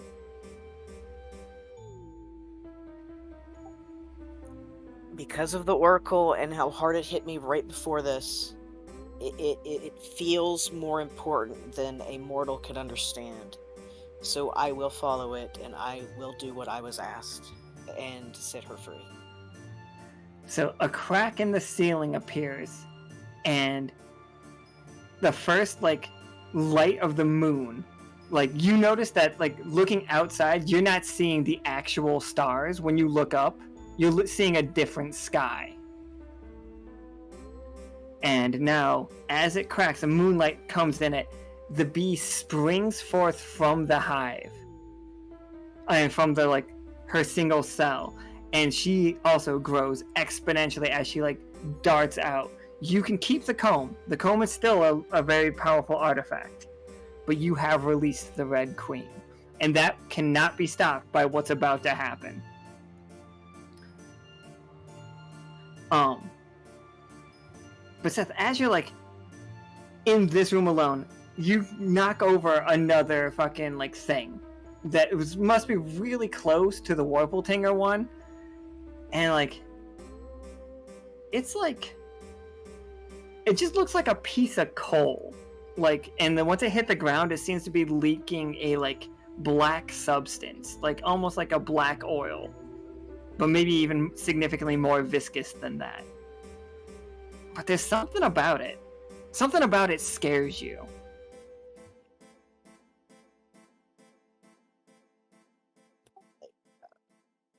Like a physical or like a mental disdain for it? I don't know. I just think it's scary. You're not like it's not too long. It'll fit in your hand if you try to grab it. Like, it's not huge, and it's not like making any movements at you, but it has a, like, cold feeling to it, even from a distance. May I try to swaddle it? So I don't have to pick it up directly with my hand, but wrap it Seth tightly within _F cloth. Richards played this card. Swaddle Never got can to use I? that. I would say yes, but I'm gonna actually have Nico refund that to you, because this is important for you. Oh, okay. I want to be exceptionally careful. But not so careful enough I get caught. Yeah, we gotta hurry too. Alright, Seth, you suddenly, you hear, like, you feel like, Seth is the only one that experiences this, everybody, but you feel like you just got flashbanged. You're seeing brilliant white. You see nothing else in front of you. And suddenly, you are feeling some strange sensations, like you smell something unknown to you, that you are not used to. You are hearing two different sounds that just, like, feels weird to you. Your hands feel strange. There's something heavy about them, and it's like they don't feel as nimble as you want them to be, and, like, you're scared. You are terrified. What feeling are you gonna drill down into right now? Like, your eyes can begin to focus, or you can begin to hear, or you can tell me I can tell you what's in your hands. Which one thing would you like to focus on? What's that? Seeing first. It's the most All right. important. You are standing outside your front porch, and it's a beautiful, like, mountainous countryside. It's very just like it's real nice. Like, you've lived here your whole life. Like, you know it's a dangerous place, but that's Appalachia for you. And you are hearing two sounds. Like, one sounds like somebody. You almost hear, like, cries, and there's somebody else shouting at you. Which one do you want to, like, zero in on? The shouting. Just shoot it! Just fucking shoot it! And then, like, you hear a roar as terrifying creature of shadow and like some fusion of a bear and shadows and mushrooms. It's like leaking a black goo, slashes down your husband and charges directly at you as you try to raise the shotgun. And the last thing you see is your daughter being dragged into the woods by 2 hounds as a bear bites down on your face and kills you. And you snap back to reality.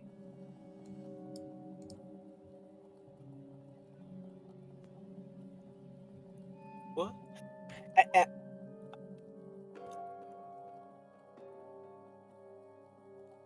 I'm probably screaming. Being bitten in the face doesn't feel good.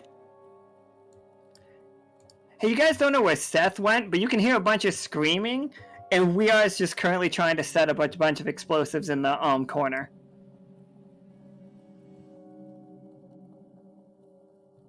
So we should probably be calling out to Seth. Like, where'd you go? It's just like, Where are you? Marco! You know Chad, how... sorry, Chad did really good against the sea serpent. He has thrown it against the wall and like has gotten Thad free, and they both aimed their guns at you. All now they're just like, nobody's going anywhere.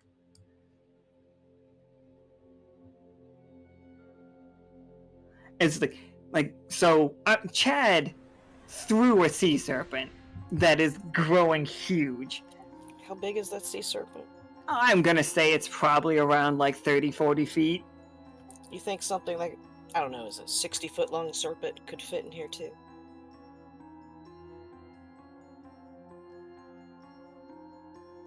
I don't think much more big things can fit in this room. Also, the glass is beginning to break all around you guys. And like we are just like looks at Catori and Forge. Just like, I think you two are the muscle.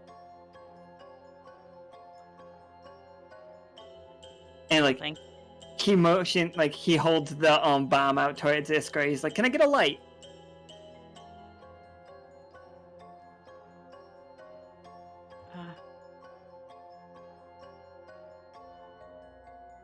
Ooh, we're off the plan now, by the way, guys. Oh. Yeah. How are we gonna get Seth back in? How's Seth gonna get out? I will go ahead and say this. Since I am in fight or flight mode, I do have a predator form that is, well, my main form besides the one I'm in now. And when I transform, all the stuff kind of goes. It works like shapeshifting. Can I go ahead and transform into that? Still kind of in panic and run. The any artifact from here will not shapeshift with you. I appreciate you telling me that beforehand. I will not do that then. Like, you could hold it in your mouth if you wanted to, but you wouldn't be able to, yeah. These things, like, will not go into your body. These things are kind of other people. I'm gonna not continue that conversation, and I'm gonna do my best to shake out of it. Bite the side of my lip as hard as I can, bite the inside of my cheek. Gotta center myself. This is me, this swim, we gotta get out. Plan's broken. So go to the other 3. In the meantime, this is while Seth is having that vision, like Chad and Thad are like moving in on you all. Like they have their weapons aimed at you. They've gotten used to the sticky like honey on the ground. The ceiling is still cracking, and they're just like, I don't know what you're doing. I don't know how you did this. We need, like, you are all coming with us. And they like Chad like reaches out with a pair of glass manacles, and he just like starts like tossing, like he's not tossing them, he's like holding them out, and he's gonna like just walk up to Forge, like Forge is gonna like just surrender. He's expecting you to surrender. Oh, he's expecting incorrectly. What happens if I break this idol? The goddess one? Yeah. Like, is there a goddess within the idol? Just because it seems like the theme of the day. there's definitely a spirit, a very powerful spirit within the idol. Iskra, can you roll me a 20-sider? Iskra's people know a thing or two about a thing. Ah, thank you for that one. It's beautiful. Hey Iskra, what will happen when Catori breaks this idol? Tell me what will actually happen. That's bad because that's a 1. But tell me what Iskra believes will happen. That's good. And Bonnie will have your back. Bonnie's like, yeah, that makes sense.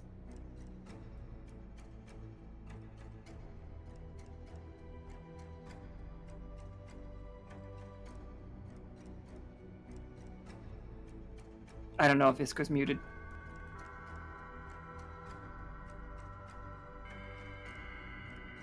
Sorry, I was muted.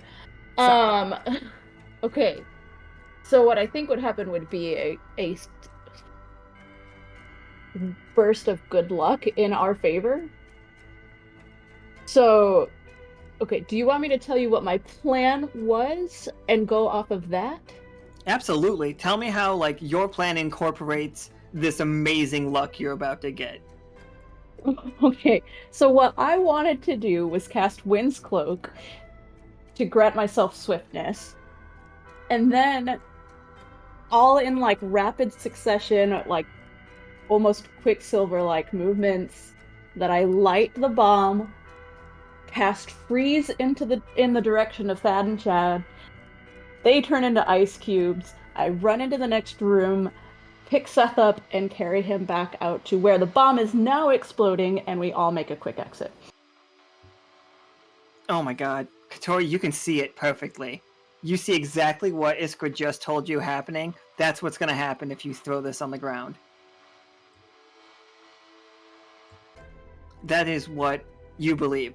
I will tell you what is actually going to happen when you throw this on the ground. Everybody in this place is going to be cursed with bad luck. Just the worst luck. Just Alright. like Bonnie, like we are this giant sea serpent, Chad, Thad, Seth, Kashel in the other room. You are about to curse everyone. Jesus. I mean, she doesn't want to break it because clearly it does belong to somebody else. But Iskra fully believes that this is how you're gonna get out of here. Iskra's plan is going to work, and she sounds very convincing.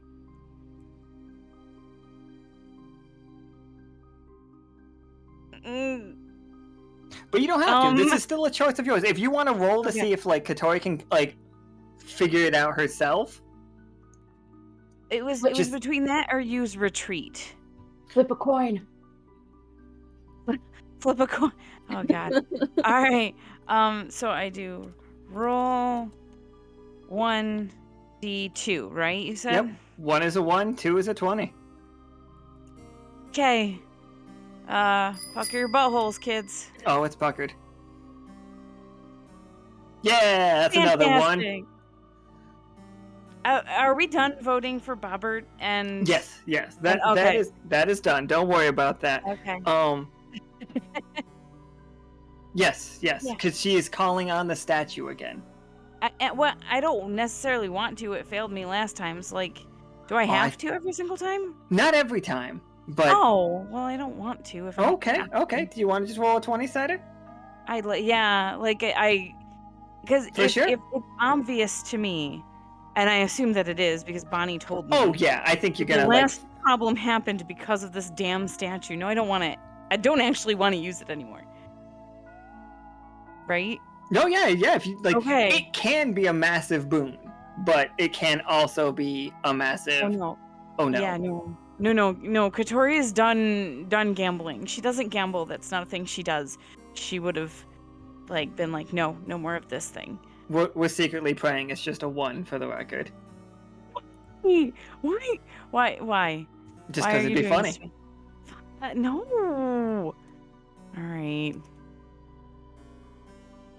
I don't know.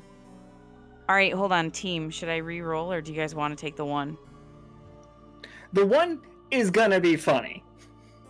For me. I would rather, if I'm going to be of the honest, please roll the 1d20. I do not want to be cursed. Okay, yeah, no. Let's roll the 1d20 then. All right. Yeah, that's a Hell. 5. Still Okay. a failure. Still a failure. Can I raise it, please? What's that? If you really want to raise it, that's fine. Yes, But you please. guys aren't gonna get cursed for the 5. You guys would only be cursed for the 1. Oh, okay, then it's fine. I'm leaving it alone then.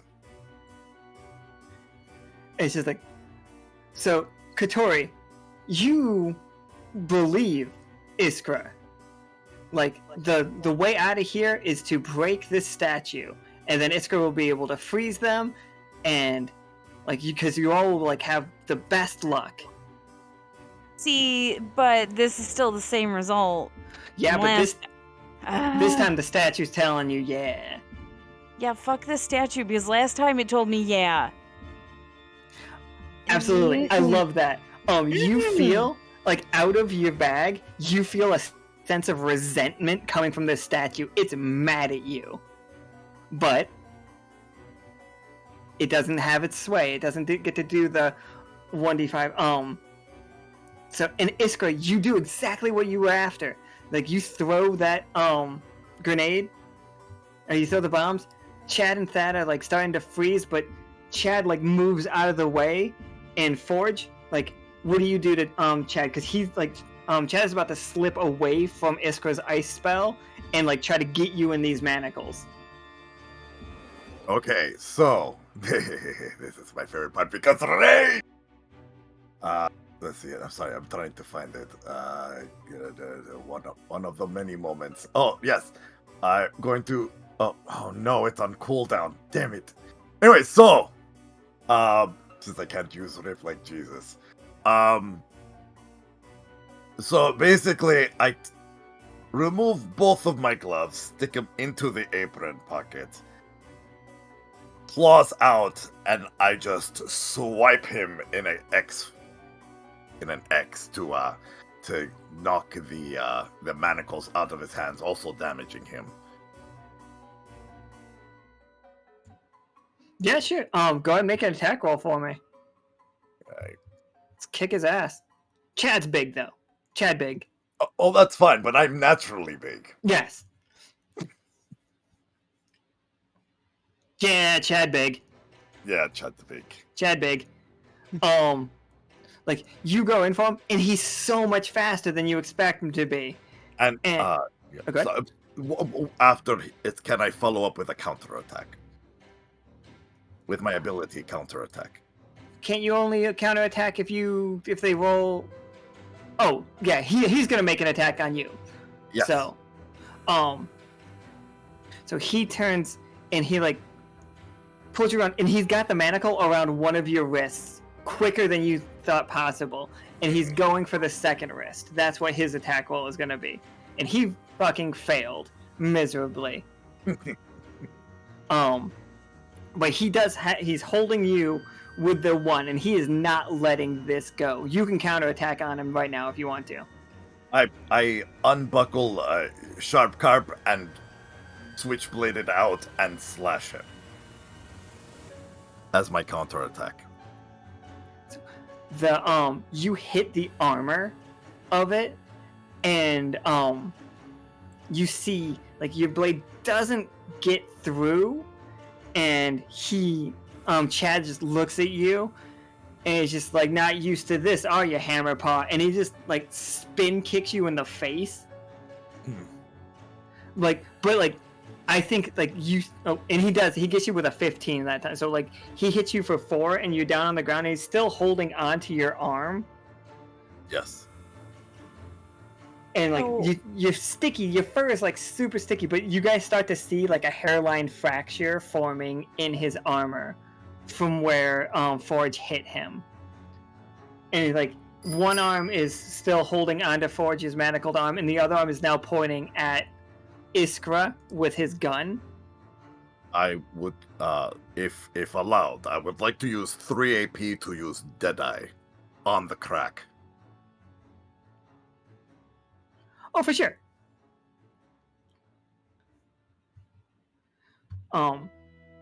So like that's where we are right now. Seth, are you done crying or are you? The most common question ever asked of me: Are you done crying? Yeah, I guess. Well, part of my plan was to grab Seth and all that. Was I Right. Okay. Did you see Forge and Catori had Chad under control? Because you froze Thad. Thad's frozen. So are you just gonna like skip the second part of your plan and just like run? Because you didn't freeze Chad. Are you just running for Seth though? Yes. Yeah. All right. For now, but his gun is pointed at me, right? His gun is pointed at you. He's gonna try to like shoot at you, Catori. How do you help Iskra get out of here? I would like to charge at him. I want to shout something like, "Hey, Daddy, I'm feeling left out," and charge right at him, like caber drawn, ready to smack him. Okay, he's so not used to being flirted with. He's just completely not ready for it. Roll me 2d20 and take the higher. All right. And also, like, Forge, your Deadeye can point Catori exactly where she needs to aim. Oh, that's fantastic. 10. So, Forge, roll me a 20-sider as well. If that's higher than a 10, we'll take that one. As, like, you, like, correcting Catori's aim. It is not. We're taking a tough choice. Wait, does he just roll 1 or 2? Just one for Forge doing that part. Because you flirted with him, you got the first one. Ah. And you got an extra one. Oh, go ahead. For me, the reason why I wasn't able to get the right spot because I chuckled at the flirt. That'll do it. That's not me to stop crying too. So like you swing the caber down, and you can do one of two things here. Okay. You can either where was it 2 rolled? Forge is 2. Yeah. Like you can see the fact that Thad is unfreezing and reaching out to like extinguish the bomb that Iskra just rolled, and you are able to, if you do that, you will hit that spot that Forge pointed out to you, and you will shatter this guy's armor. Oh wait, so it said Starless raised my 10. Okay. So alright, so instead of a tough choice, like it's just a success. So you can hit you can hit Chad's armor.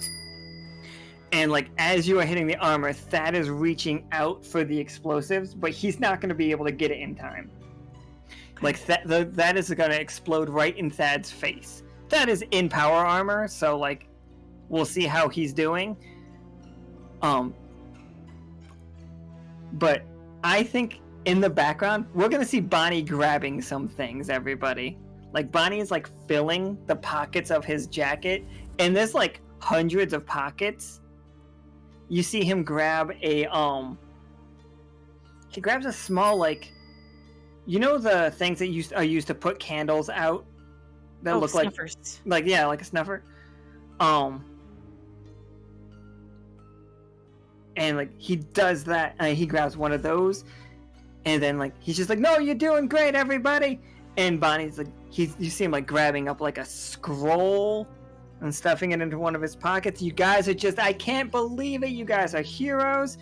And so like we're actively seeing him do this while we fight, like out of the corner of our eye. Oh yeah, the whole time he's yelling. Like he's not at all hiding the fact that he's taking things. Wait, I have something. Bonnie, this is not the time. This is the only time. It's gonna fall. Quit being a twat and help. Oh, okay. And you see Bonnie like pull out. Like, he reaches behind his back and pulls out what we call a consonant repeater, which is basically a Tommy gun. And like you guys just hear, and he just starts spraying Thad as Thad's reaching out. like with it, and like you guys see these rounds. These rounds are called like unicorn tears. They're not made of actual unicorn tears, but like that's what they call them because they dispel magic and they fuck up any resonance upon impact. And you see Thad just get riddled with bullets. His armor shattering around him as the bullets like rip right through him. And like one of those bullets hits the explosive and the entire room just goes white for everybody. Except for Iskra and Seth, who are able to like come into the room right then. You guys see a manacled, like, Forge has a single manacle on his arm. Chad is knocked down, face down in the sticky honey as the ceiling's coming down. We Are is just like, what the hell? And it's just like, peace. And We Are is running for that hole immediately. And Bonnie just like puts the submachine gun up to his lips and goes,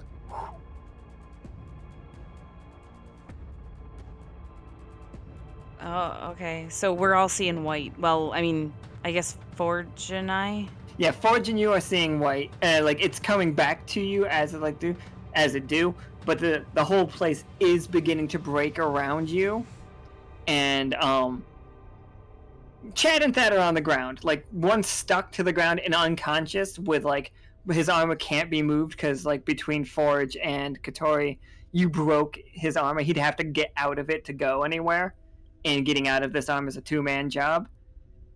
At least. Is there like an eject button on the outside somewhere? Oh, for sure. Yeah, we can find an eject button.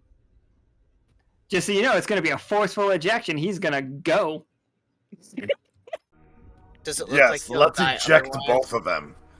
Okay, Forge, you go for one. I'll go for the other. Everybody else run. I'm Just going run. for Chad. You can go for Okay, I'll go for Thad. The sea serpent, the fucking like squelches its way out of the hole itself, and you guys do see that go into the river. Like I'm so it gets happy. into the closest water, and then it gets into That's the giant river. Thank Yeah, that's you. not a problem or anything. That's not my fault or anything. No, that's... Well... no, don't know what we're talking about. Eject! Go! Shit. Like, so you said you were going to Thad. I guess, yeah. Thad is covered, like, he has many bullet wounds. I mean, is he even still alive? Is this worth it? I think, like, Bonnie would have shot to kill. Okay, so... But, like, we can say he's alive. Like, let's not make Bonnie a murderer, right? Like, unless Yeah, he is. Like, Bonnie's done some things. But Bonnie- I don't think murder is strictly what it is. okay. Because he's gonna say it's self-defense. Yeah, it was self-defense. I mean, yeah. So, yeah, eject. Just eject button. Yeah. So you hit it, and like the inside his big suit is a smaller suit that has like it resonates it, and the resonation is propulsion itself, and he just goes flying out of it as the armor that he left begins to crack apart fully and turns into basically like windshield glass, like the little cubes, so that you guys can't put it back together again. That's Hey, just well, how like, it's... Unless you did guys he want to, go- like... Oh, go ahead. Well, did he go feet, or did he go, like... I think head first. I think he head first his way right out that door, just sliding on the water, following the Leviathan snail trail. Like, is he safe? Do I need to chase after him? I don't think you need to chase after him. I think, like, Okay. somebody will find him. Okay. I'm not gonna lie. I was getting ready to play stuff because I'm like, my conscience won't let them die. Well, Yeah. I aim Chad in the same direction, and I go, "Say goodbye, Hymnal." And he just slams his fist down on the eject button. And yeah, he goes fucking flying out too. I think he might catch the door frame on his head on the way out, but he's just spinning. Whereas Thad just got like a slip and slide ride. Thad just like is stuck. Well, then we need to save Chet. God damn it! Like, because now he's stuck in the room, Oh, right? no. He's out. We're good. Oh. But he's just Oh. like he's stuck in a spin that's gonna last like a half an hour. by the time they Okay. find him, he's gonna be really sick. But Good. He's not because gonna remember to call me, is he? Like, if he's not gonna. All right, it's did fine. you write Catori's name down, a number down on something? Because he will call Catori, I promise you.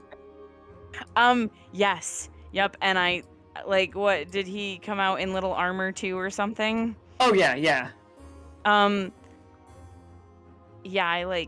I don't know. I do I pinned wait it to him somehow.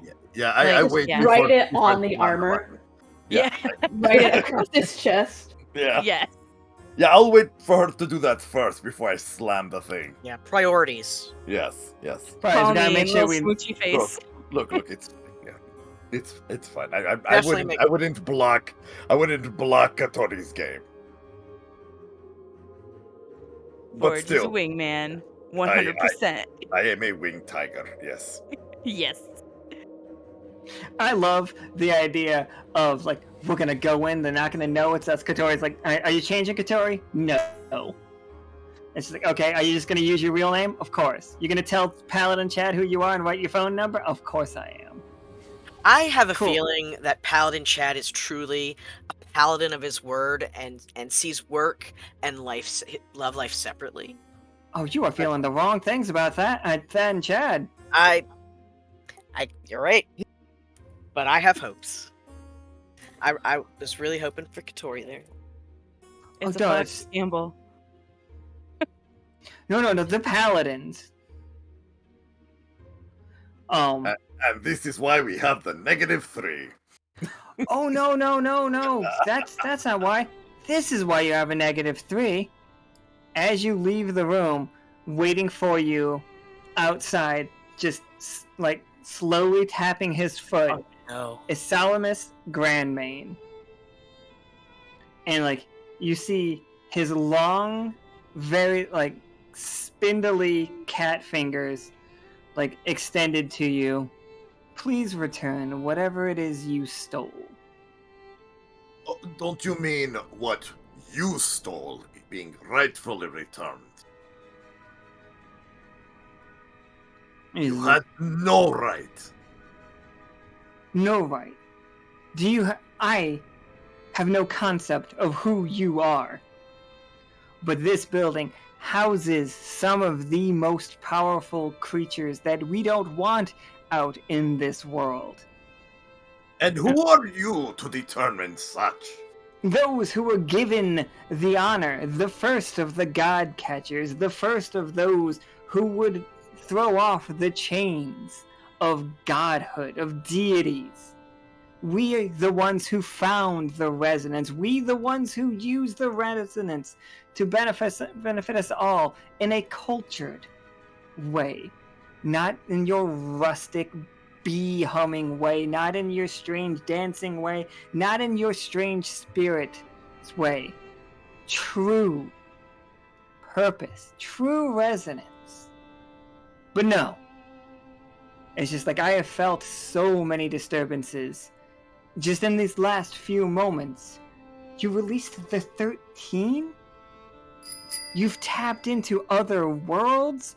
I saw the Serpent of War a moment ago? Who knows where Chad and Thad have wound it up? Oh no, they're safe. Don't worry. We made sure of that. Yes, we made sure that they were not caught in whatever that is. We made sure they're safe. Oh, excellent. So you haven't killed them, but all of the creatures that you released, are you responsible for what you've done there? And I think you guys see we are just immediately pulls a gun out and shoots Grandmane. Ah! No. I'm using my 20 that somebody gave me. Thank you for that 20, whoever it was. No. And you see a bullet go right through Grandmane's head. And it's just like, I'm out. Oh, sorry. Wait, no. Before that, I actually have something prepared. His 20 is getting him out of here. Oh, damn it. What? So I can't just level him. I can't intercept him and We level him can't like swap Gabriel? him? You guys can swing for it, like we can role play how you are trying to stop him. But this dude is slipperier than you thought. this dude is stronger than you thought. He's faster than you thought, and like his crew is already waiting. It's almost like killing Grandmain was the plan, and also stealing the Heart of the Storm was secondary to it. And we all see this, right? Yeah, absolutely. So do everybody else around here. There's tons of security guards. We are surrounded. Yeah. I am gonna look up to him and smile. Can I use help arrives? Oh yeah, you guys got escape plan. So like, you guys can get out of here. Mm-hmm. Let me just make something. Oh, go ahead.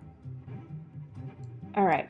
I want, using my necklace, to do Whispering Tempest and throw my voice in Weir's direction, telling him to stop running in hopes that it would distract him enough to turn around and let an attack hit. Yeah, you know, what attack are you doing? What's your attack? Or are you Catori's trying to level him? Is that what you're trying to like? I want to cast Shock at the same time. Okay. You know what? Catori and Iskra both roll me a 20 starter as you're like trying to smack this dude on his way out. I'll take the 11. So Iskra, your shock hits him, and like you see his like back arch. And Catori, what does it look like? What does your hit on him look like? Is it a failure or? No. You're gonna hit him. Like you're gonna hit him with a full success. I took the highest. I'm taking the highest on it. Oh, and Iskra's with an 11. Thank you, Iskra. You hit him, but he's still gonna get away. But we are wounding him. Like you guys are like slowing down his goals a lot with this hit. Here's a question, and this is just me being mean. Can I break one of his horns off? Oh, you absolutely can break one of his horns off. And I want to keep it as a trophy too. Like, I have a question. Yeah. Does my shock break the brass mechanical Heart of the Storm? I think. Oh, I'm gonna roll for it because it could like. Okay, so it's a tough choice. He needs to get it fixed. He either needs to get it fixed or it's unusable in the state that it's in. So he needs to find somebody to fix this. And like I think his horn breaks. He like tucks and rolls, and he's like got it like cradled against. He's got the Heart of the Storm cradled against his chest, and like he looks at it as it's like shooting sparks out everywhere, and he's just like, he doesn't. Karam. I'm sorry. It's two. It's two. He doesn't lose the Heart of the Storm.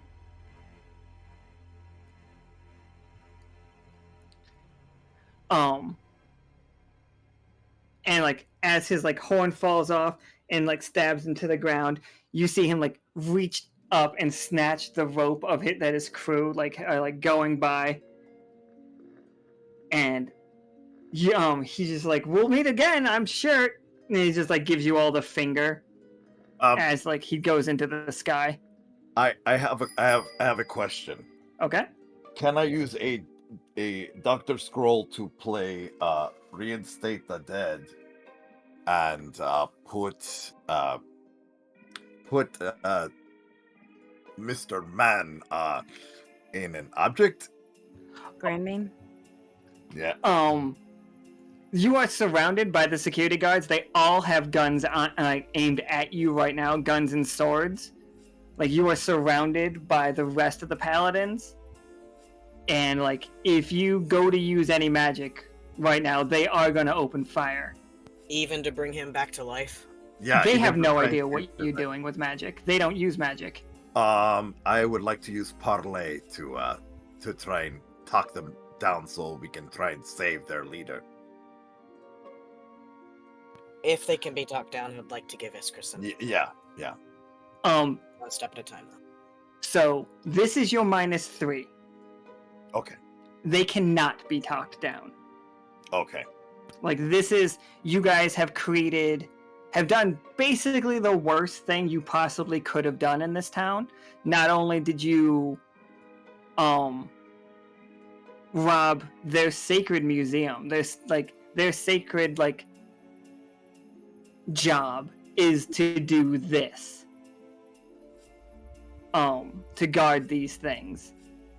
Or as they see it, guard. Like, I'm not... Am I right? Is it right? Is it wrong? Who knows? Some of those things probably needed to be watched over, but, like, is it their call? Who knows? And the luck one is just good or bad luck. So, like, you guys all will see a bunch of, like, guns aimed at you, and Bonnie's just like, don't worry, guys. And Bonnie reaches into one of his pockets. He's like, arms up. He's like, don't worry, guys. I've got it right here. And he pulls out a note, and it just says, I can do what I want. And he starts walking up to the lead guard, and he hands him the note that says, I can do what I want. And as soon as that one takes it, it's like, Bonnie's just like, close your eyes, everybody. And you see Bonnie, like, pull his hood over his face real quick. How do you all not get caught with this flashbang? And this is your escape artist. Like, this is that escape card going off. Bonnie's getting you out of here. I quickly pull down my goggles to cover my eyes. Catori's gonna hide behind Forge. Closing her eyes.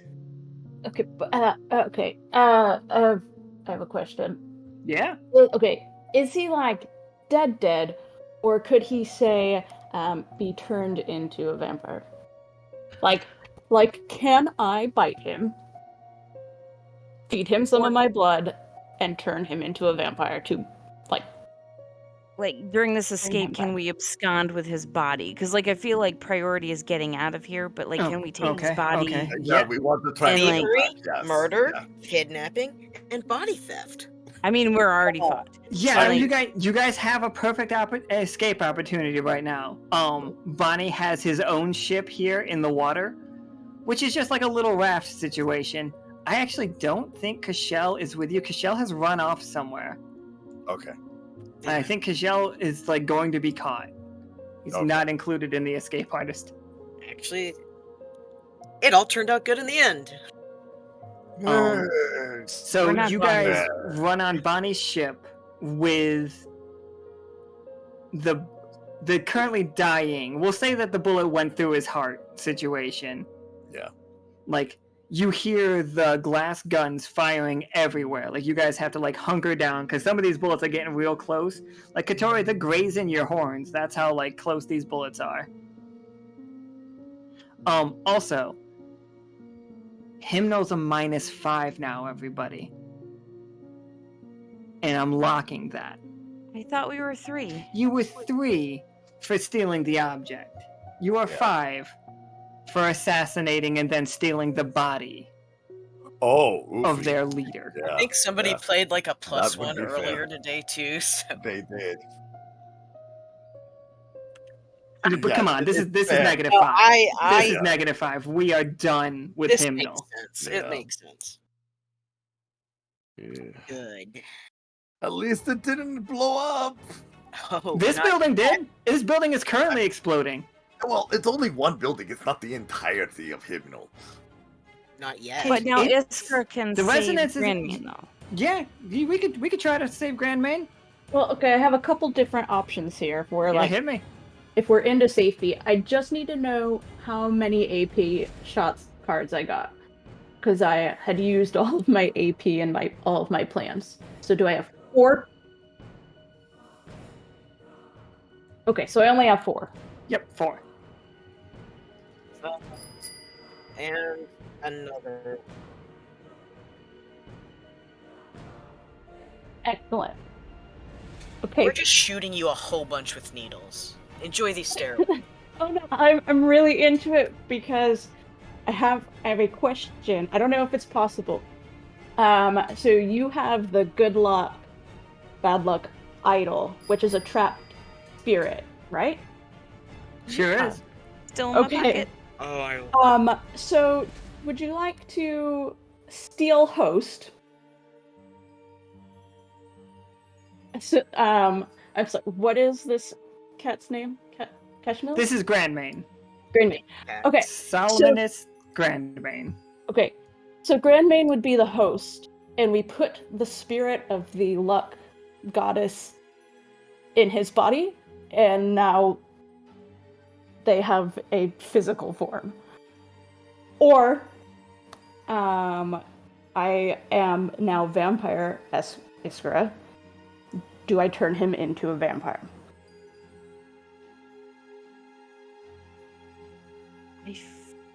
I feel like I almost like the second one better, only because, hear me out before we make a decision. I'm not making a decision yet, Alan. We are conferring. Yeah, confer. I feel like if we bring this luck goddess person to life, they're gonna fuck us up. Or be our best friends forever. I don't know. What do y'all think? Although I think you having a thrall is pretty boss. Being a vampire and then having a thrall, hands down. That's my vote. You want me to turn him?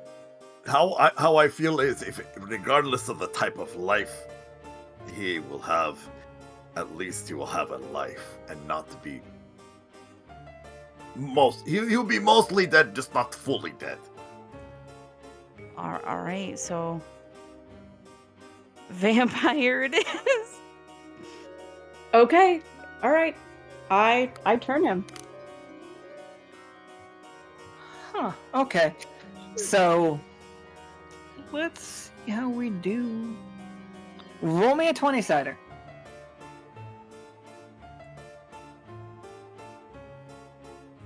So a tough choice.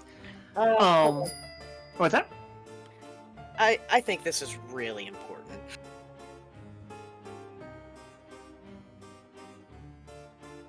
I don't think it was as important as that, but sure.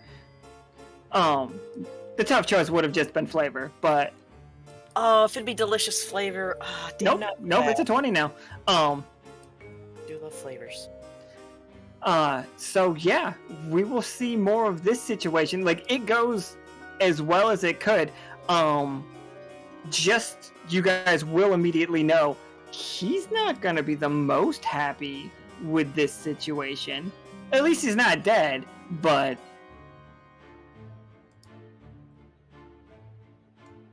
yeah, he will come back into being as a vampire Sphinx cat guy. I want to make sure, did we get Cashel? No, that's what I said at the end there. I got Cashel- confused with him and the guy I really didn't like. Names are very hard for me out of character. There was Cashel, and there was Bonnie. Bonnie got you all out, but Bonnie didn't care to get Cashel out. No matter what I play now, there's no way to get that fixed, is there? Nope, we are not retconning that one.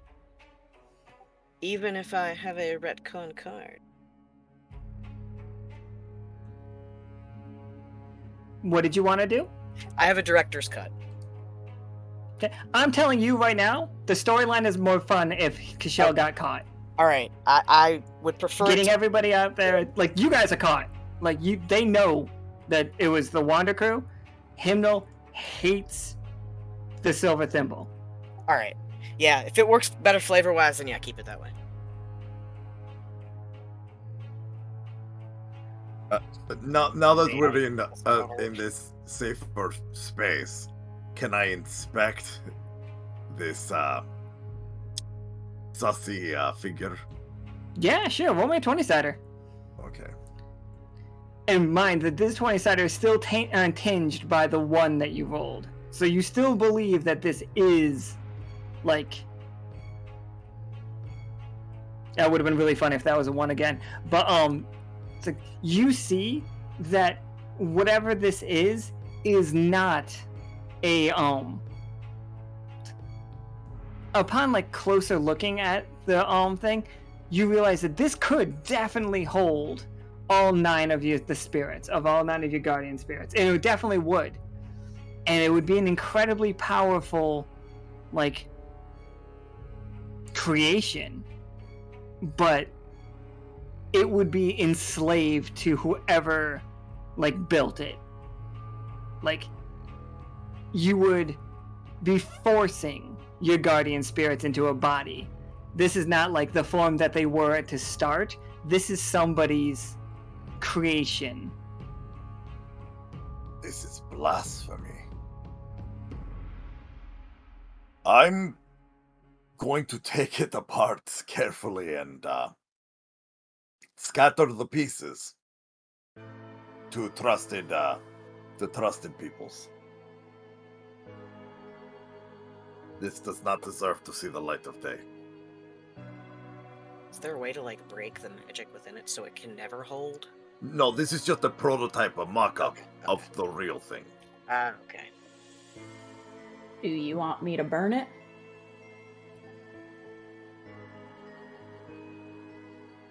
No, I can melt it. I just need to break it down.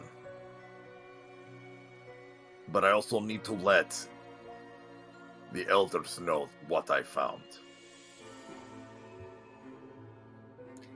Suddenly, like, we cut to Catori's village, like, safe in the mountains, like, nice scenic fucking the Highlands of Scotland, somebody looking out, and all of a sudden there's a giant sea serpent splashing around out there that they don't recognize. Does he have a name? Not yet, but we'll think of it. It'll come to us. Thank you. But one of them, like, looking out, like, carving his caber, sees the sea serpent, and, like, he starts, like, thumping a beat on the caber, and then, like, other people start, like, beating drums to that beat, and over, like, the course of a week, we start seeing Catori's, like, fawn people preparing for war. I don't know what they're going to war with, or you don't know what they're going to war with. I have ideas. But they are preparing. So I need to probably... Well, first I need to deliver that pipe to the captain. Oh, for sure.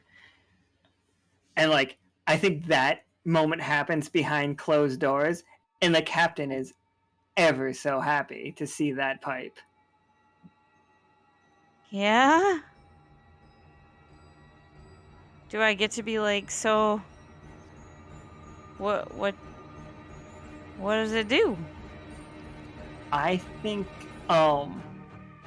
what the camera would show is, like, Bonnie, the captain, and, like, Catori all in a room together, and, like, Bonnie just, like, looks at Catori, looks at the captain, and then, like, pulls, like, a silver, like, you know, one of those food dishes, like, what are they called, with a bubble over top of them, the silver bubble thing. I know they have a dumb name. Yeah, I'm not quite sure. Like, if A you bring out a dish. fancy dish, like fancy food, and it's underneath a metal dome. Oh, Oh, yeah, that's okay. called Yes. a bell. That's called a bell. It's just like, he lifts it up. And you see underneath it is a lit candle that has a silver flame on it. And, like, the captain gives you a smile.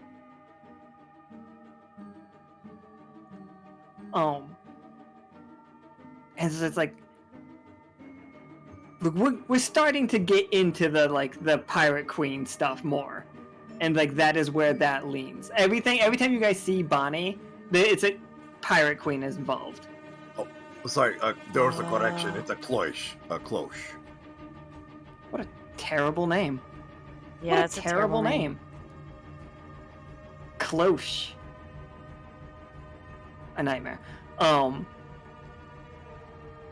Catori also has that book from Iskra that we can get yeah. into what that does later. He Also, definitely gave it to Iskra, though. Definitely. Here. for sure.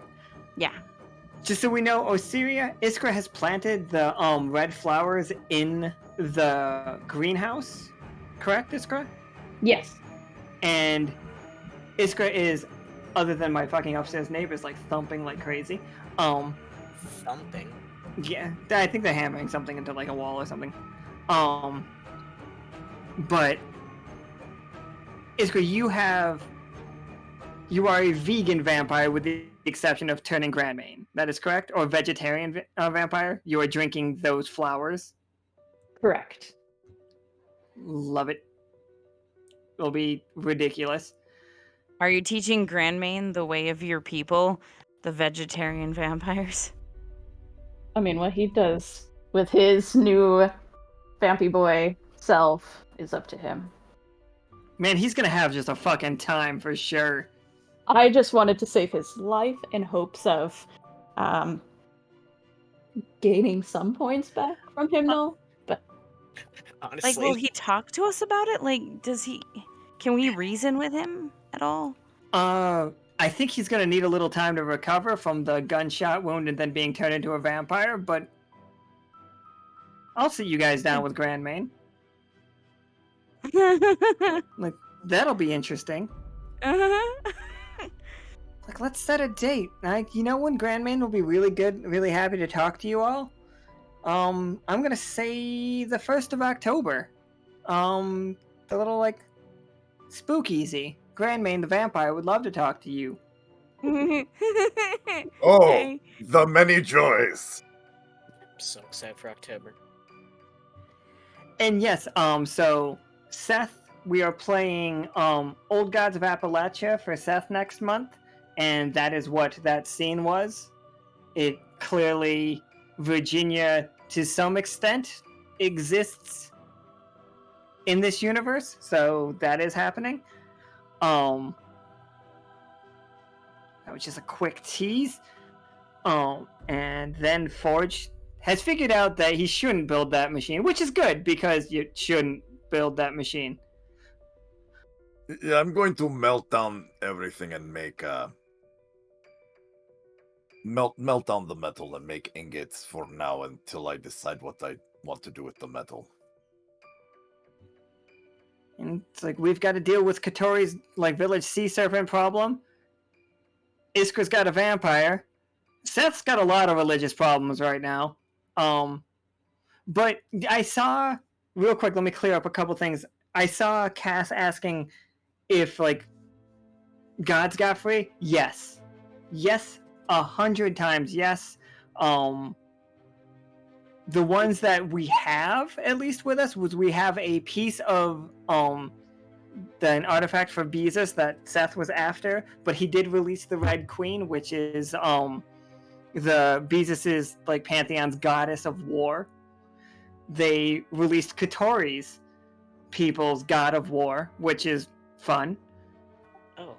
He was a sea serpent. Yeah. I was gonna tell him that stuff. Yeah, we refunded it, but this is me telling you guys.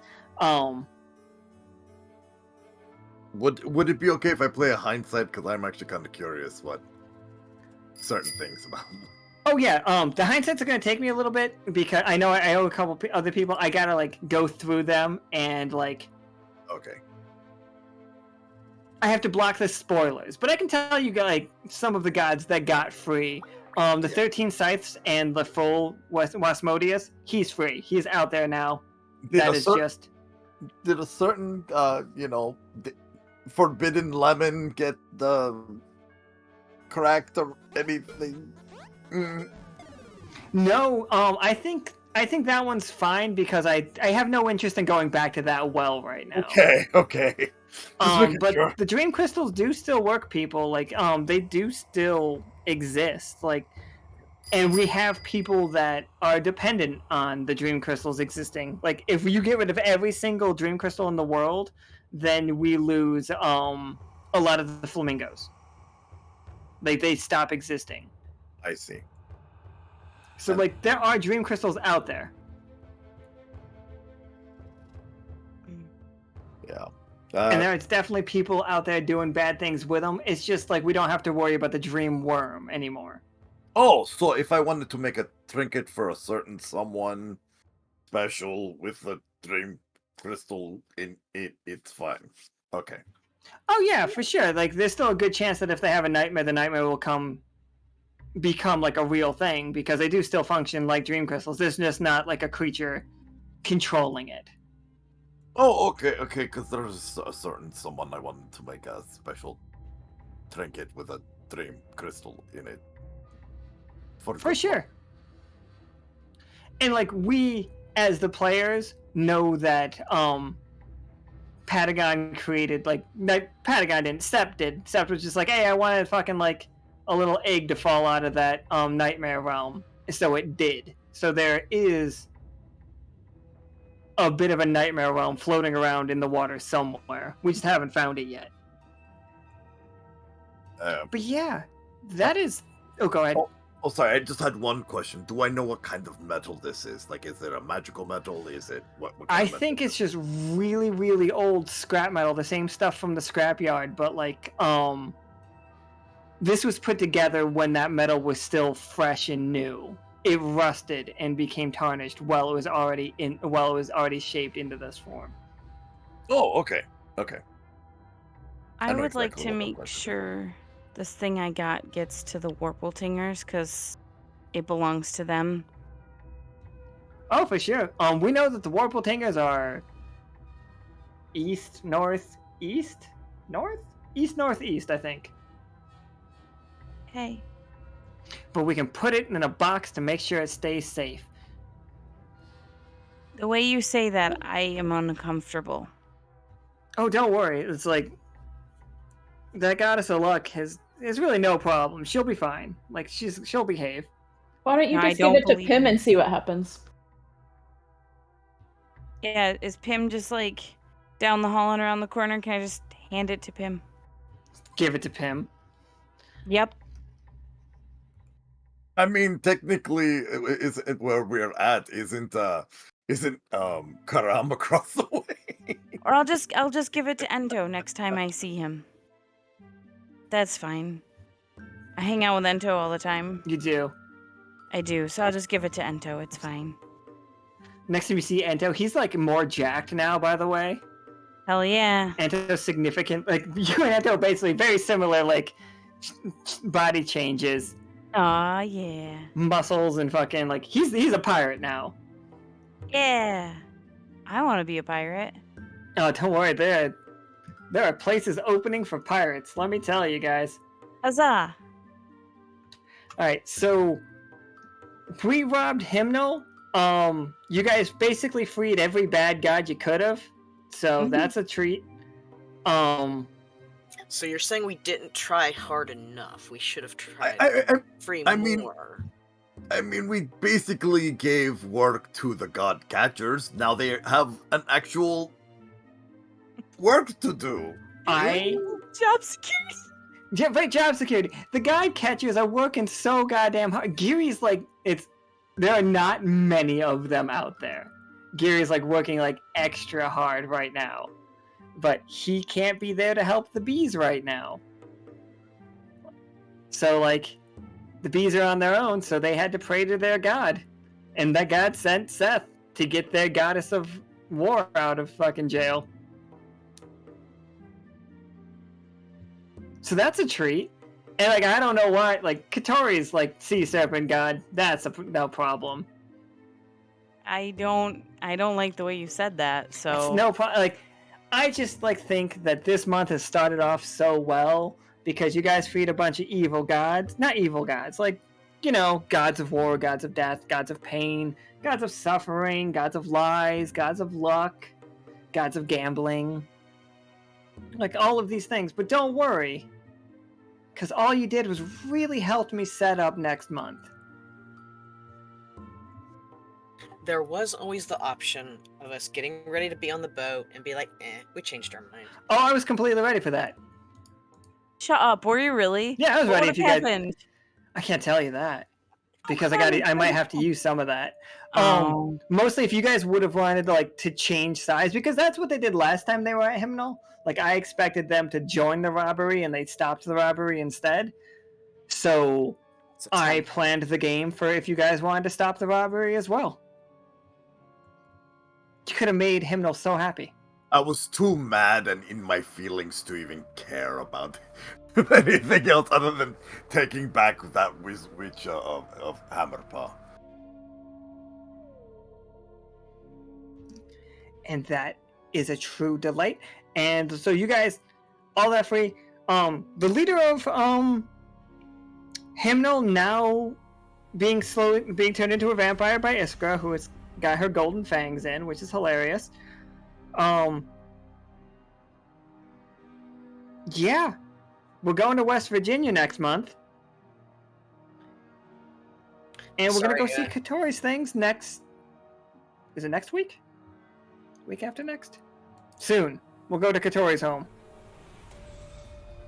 And Are they going to want to crucify me? Because I feel like... I don't know. I don't think so. I don't think they'll know that it was you that freed. Like, the serpent will probably be like, "Oh yeah, cool. You're the one that set me free," style. So like, if you are up for them going to war with whatever they're going to war with, then they'll probably like put you as a general. Okay. Don't worry. Catori for wartime. Wartori. Wartori. Can't go wrong. Could go right if you hang on to your luck charm. Yeah, right? It could go perfect. All you need to do is roll 2s that whole game.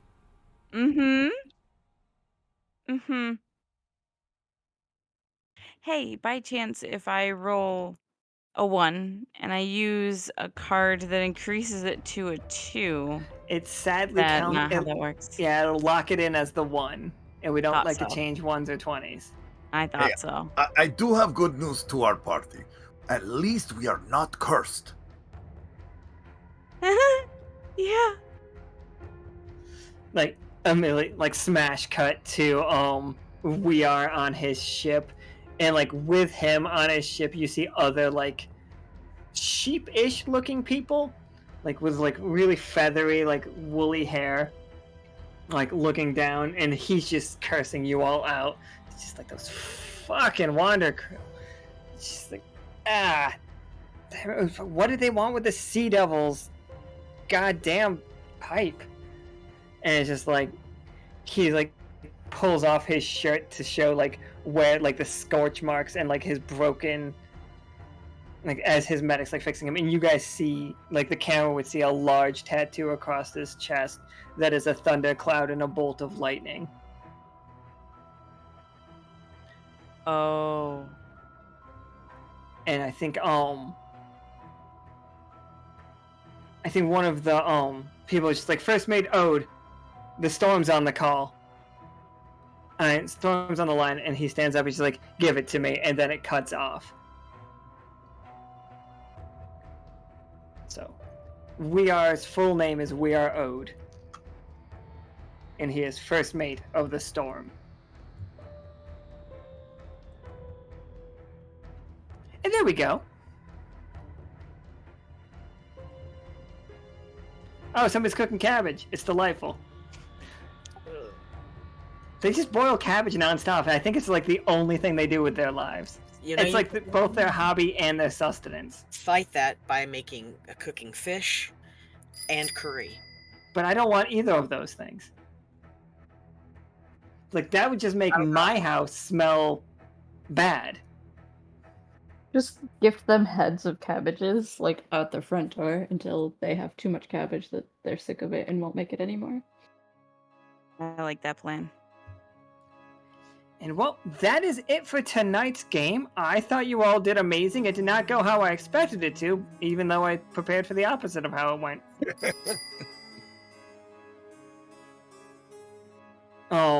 So yeah, that's a lot of threads to play with. Just so you all know, the reputation with Hymnal is shot. And like, you guys can, like, obviously spend all of your your crystals from it to, like, buy a ton of the Alliance cards and just, like, fix that for you. But just do it like that. But I need to ask you all real quick, is that the interesting thing to do? I think the interesting thing is we kidnapped their leader and made him undead. This is interesting, but like what I'm saying is for like all of the other places around it. But it's like I'm fine with you doing it if that is what you guys want to, as long as you think we can still tell a good story. But if all of you just like spend your stuff to like to autocorrect before we lose reputation, just making sure we all know. I feel like it's good to give us a chance to like in story fix it before we just start throwing quote unquote money at it. Exactly. We're not all Krieg. Yeah. Just throw money. Don't tell him I said that. I like him and I don't want him to be mad at me. Yeah. What Nika just said is true. Like, if you guys, like, if I notice that it is going too much, too fast, I will just, like, increase it to, like, a 10 clock instead of the 5 clock that it's on. Yeah. I don't think bad reputation's a bad thing, personally, which is why, I am fully in support of it. But, some of the ramifications that I know are going to be happening, so Midnight completed a quest for the guild but did not hand over the item, and that has severed ties between the folks on the Yoke Guild and Silver Thimble. Like, they were at one point in time going to build like an extension in the Silver Thimble. They are not going to do that anymore. Like, they are so mad at you all that it's just like, no.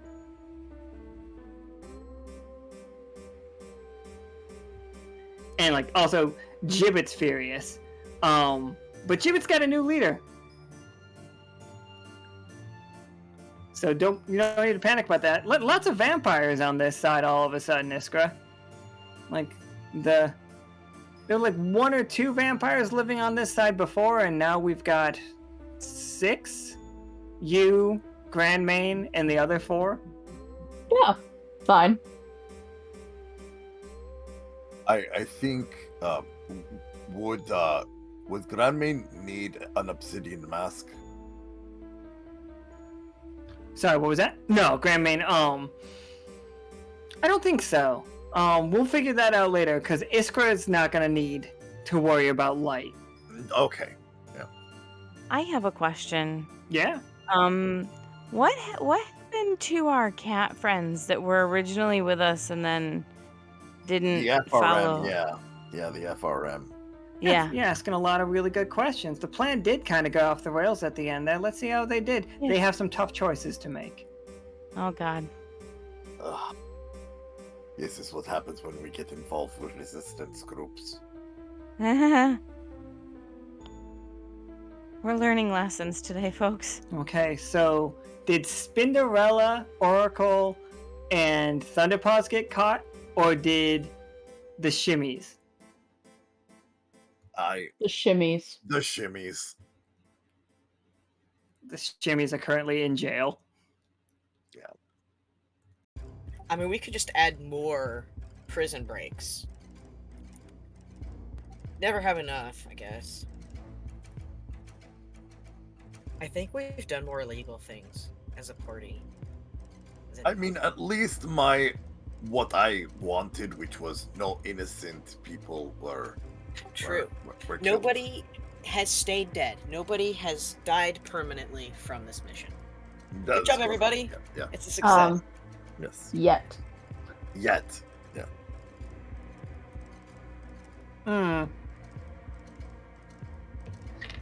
Alright, so with that, I'm gonna wrap up here, and we've got another game tomorrow, and then another game the day after it. I think Nika's gonna suddenly appear and start explaining what those games are.